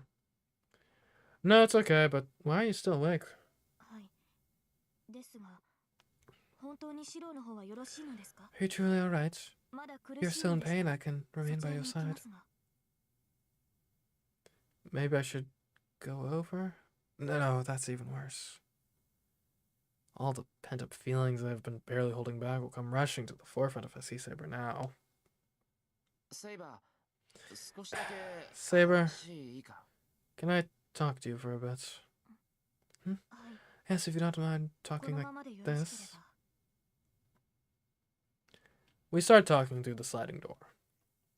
Since I can't actually see her, I think back on that smile, the last expression I saw on her face. She looked so happy. And when I think of it, I find myself getting more frustrated rather than less. I don't know why I'm getting so warm. But I still need to talk to Saber. I have to tell her that even if I don't have the right answer, she's still wrong. My voice trembles. My tongue feels heavy in my mouth. Once I say it, I won't be able to take it back. I'm fully aware of that.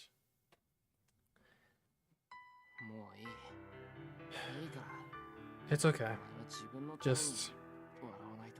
things are fine, so you need to smile for yourself. Some unknown force forces the words from me. Shiro, what do you... why? There shouldn't even be a question. I'll just keep repeating myself until you realize it. Saber, you've done enough. You worked hard enough. You fought so hard, all on your own. That's why it wouldn't be right unless you found happiness. You've fulfilled your vow. That gives you the right to go back to being Altria. What? You still want to talk about this? Yeah, I'm going to keep saying it. I can't help it. I fell for you, so you should go back to being you. No. Altria. I suppress the sudden surge of emotion. I'm on the verge of breaking down. Only Saber would just say something, even a single word. Shiro, please, do not. You say that, Her answer's unchanged. My heart aches from her determination. You have come into me both physically and spiritually, despite knowing my past. You should know very well what answer I would have to give. So why do you still concern yourself with me? You must have seen all the sins I have committed. Yeah, I have. Many people were sacrificed in the name of the king. Many enemies killed. I have no intention of pretending that didn't happen. Still, knowing this, I want Altria to be happy. Yeah, so? I don't understand this feeling, but I can't just let you stay like this. I want you to smile, Saber. I want to be with you. Forever. Such a childish confession of love. I wait for her answer as the silence stretches out between us. What Saber might be doing or how she might be reacting behind that closed door, I have no idea. Are my words even getting through to her? My answer will never change. I cannot break the vow I made as king. I may not have been fit to rule, but my nation was still entrusted to me. And since I failed in my duties, I cannot accept this freedom. Her voice is so sad. I can't stand it any longer. I don't want to hear the solitary oath Altria took when she became king. I already know it. All this frustration wasn't just so I could hear her lamentations. I kick up the futon covers. The only thing between me and Saber is the sliding door leading to her room.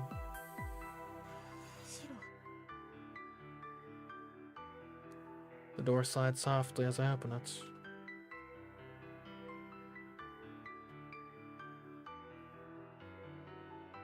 Ellipses. My mind goes blank. What was I so angry about? Why was I so sad? Before me, I see trembling eyes on the verge of tears. I see a slender neck and shoulders so thin they seem in danger of snapping in a breeze. I see her golden hair splashed with moonlight, just like when we first met. Without even thinking, I'm embracing her. I hold her so tight I might break her. It's different from that night. I didn't feel like this back then. This may sound ridiculous, even though I was aspiring to be a champion of justice. I never fell in love. There was never someone I couldn't let go of. Saber? It's like she might disappear if I don't hold her tightly enough. I'm not sure how long I hold her, but I relax my embrace after reminding myself that, no, she won't disappear. Shiro, what is this all of a sudden? What's the meaning of this? Even if you do that, I will not... She moves slightly in my arms. Her lips tremble. She's about to say something I don't want to hear. So I place my lips over hers to silence her. She trembles in my arms. I'm looking at Saber, but I'm not seeing anything. Quite literally. But my sense of touch has grown so much more sensitive now. I can feel the softness of Saber's lips. Our lips part. Saber places a hand on my chest and pushes me away gently. Shiro, that kiss. She wants to say it was a mistake. Saber looks at me on the verge of tears. It wasn't a mistake. I'll say it as many times as I can. I love you, but I can't let you go. If you don't want that, tell me. Tell me that our relationship is just master and served. If that's what you really want, then say so directly. Reject me. That is unfair. How can you ask me to do that? Yeah? If you don't tell me directly, I'm not going to hold back. If you don't reject me, I'll just do what I want. Even if it could only make her forget her vow to be king for a moment. Neither of us says anything for what feels like a long time. I keep holding Saber, feeling her soft, slender body. She's still tense, unsure of herself. All I can hear is our breathing and our hearts beating. How many times did our hearts beat against each other? She pushes a little harder on my chest. I cannot reciprocate your feelings, as you cannot change, so there are things I cannot change about myself. If anything, if it is allowed, it would be... The pause makes my heart ache. She bites her lip, trembling as if confessing that what we did that night was not permitted. And yet, her body offers no resistance, and the hesitation in her eyes tells me something. Just one night. She's telling me of a hope she feels cannot be fulfilled. She wants to stay like this until the night ends. Saber, I lift my hand trying to embrace her. Saber takes hold of it. Since I used my noble phantasm, if I do not receive energy from you, I cannot continue fighting. Her hushed voice, asking for permission, falls silent. I have no words.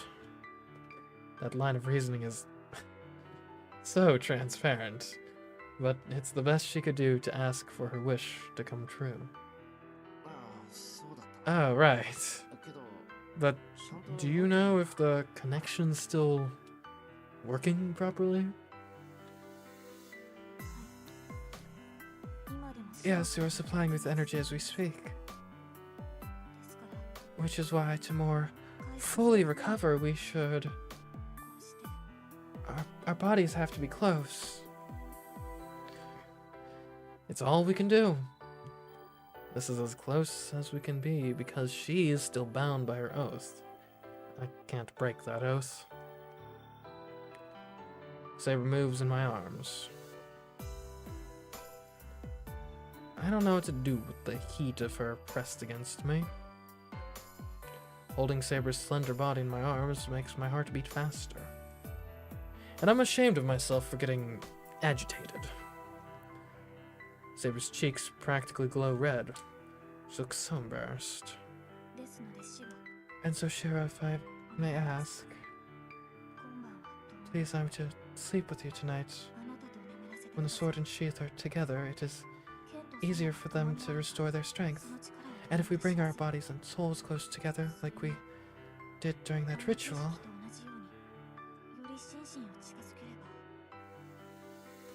I nod silently.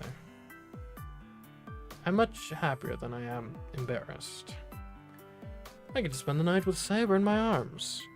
Our bodies may not touch more than they are now, but we can be more intimate in our hearts. I'm glad. Then, Shiro, I'll prepare myself for tonight, so please return to your room. Saber stands up. I can't bear to let her go, but we can't stay like this forever, so I head back through the sliding door to my room. I turn back to look at Saber before I slide the door shut. It feels like I'm doing something wrong, though, so I close the door quickly. I don't know why, but I find myself sitting on top of my futon. It's not like it's an unnatural place to sit. My mind won't slow down. It's practically doing somersaults just at the thought of sleeping with Saber. This is for her, to help her, to grant one small wish of hers. If I keep on granting these small wishes for her, it'll add up and maybe Saber will learn to smile. But the war is nearing its end. I don't know how much time we have left to keep doing this. Excuse me, Shiro. The sliding door opens. I shake away the depressing thoughts circling my head and look to Saber. I turn and look up at her. She's what?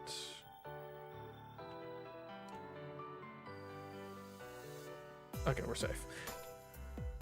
I quietly gulp.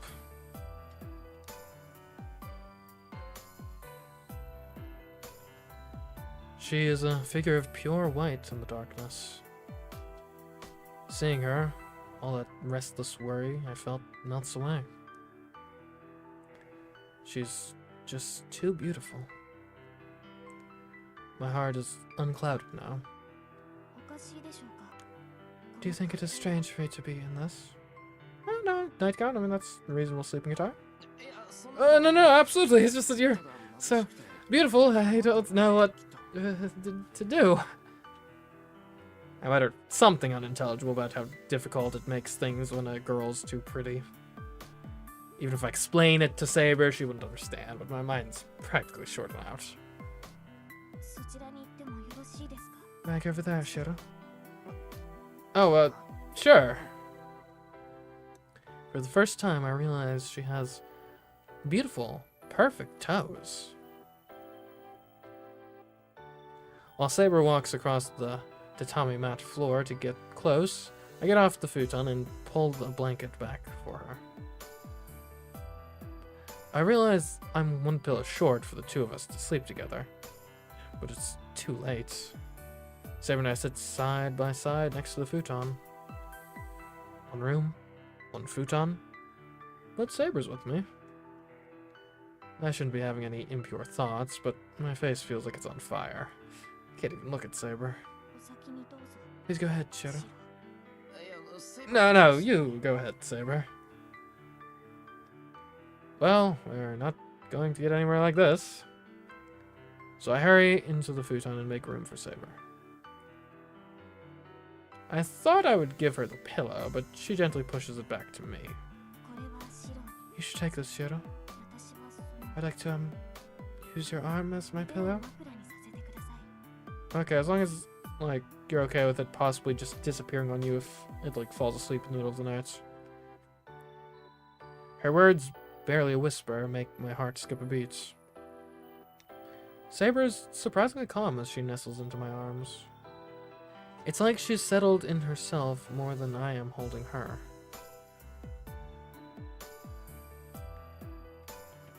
A blade and its sheath. I remember Saber's words. Saber's about to drift off, pillowed on my arm, like a sword in its sheath. Her warm, soft scent so close, it calms rather than excites me. Saber's hand reaches for my hand. I take it inside the blanket, and I entwine my fingers with hers. We drift off to sleep, in silence. But before that... Saber? I call out to her as she lays beside me. I want to ask her at the end. I want to hear again why I desire her so much. Do you feel it, Shiro? The magical energy should be replenished by tomorrow morning if we continue as we are. By tomorrow I'll be able to fight as your servants. Saber. This is all I need, Shiro. My role is to protect you and to obtain the Holy Grail. Until the war's over, I cannot think of anything else. That's... Do you not agree, Shiro?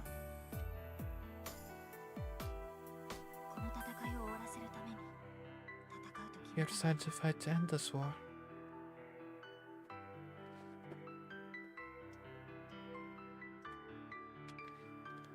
I can't argue that point. If we want to solve our problem, we first need to end this war. To start, I won't be able to protect Saber unless I defeat the man who's after her. But is there really a way for us to defeat the King of Heroes? See, that's a tough one. I don't recall what does Gilgamesh in ultimately. I think he might just die of old age. Like, I think he just, like, goes back to being king and just, like, dies of natural causes later. After he fails to get immortality. Obviously, we can't really weaponize old age, so... While the two of us lie quiet, we look out into the tranquil darkness. I don't know how much time passes. My eyelids grow heavy. My body cries out for rest. But our entwined fingers stay warm. Saber? Yes, let us do the thinking tomorrow, Shiro. We may come up with a good idea tomorrow, and... She just wants to sleep together like this. She holds my hands gently as she says so. Yeah, I was thinking the same thing. Yes, good night, Shiro. When you wake, matters will return to normal. I lean my face close to hers and close my eyes. The last thing I see is Saber smiling warmly. I don't care if that moment of vulnerability was only for tonight. The hand holding mine right now is so warm. It's more than enough for me, and I fall into a satisfied sleep.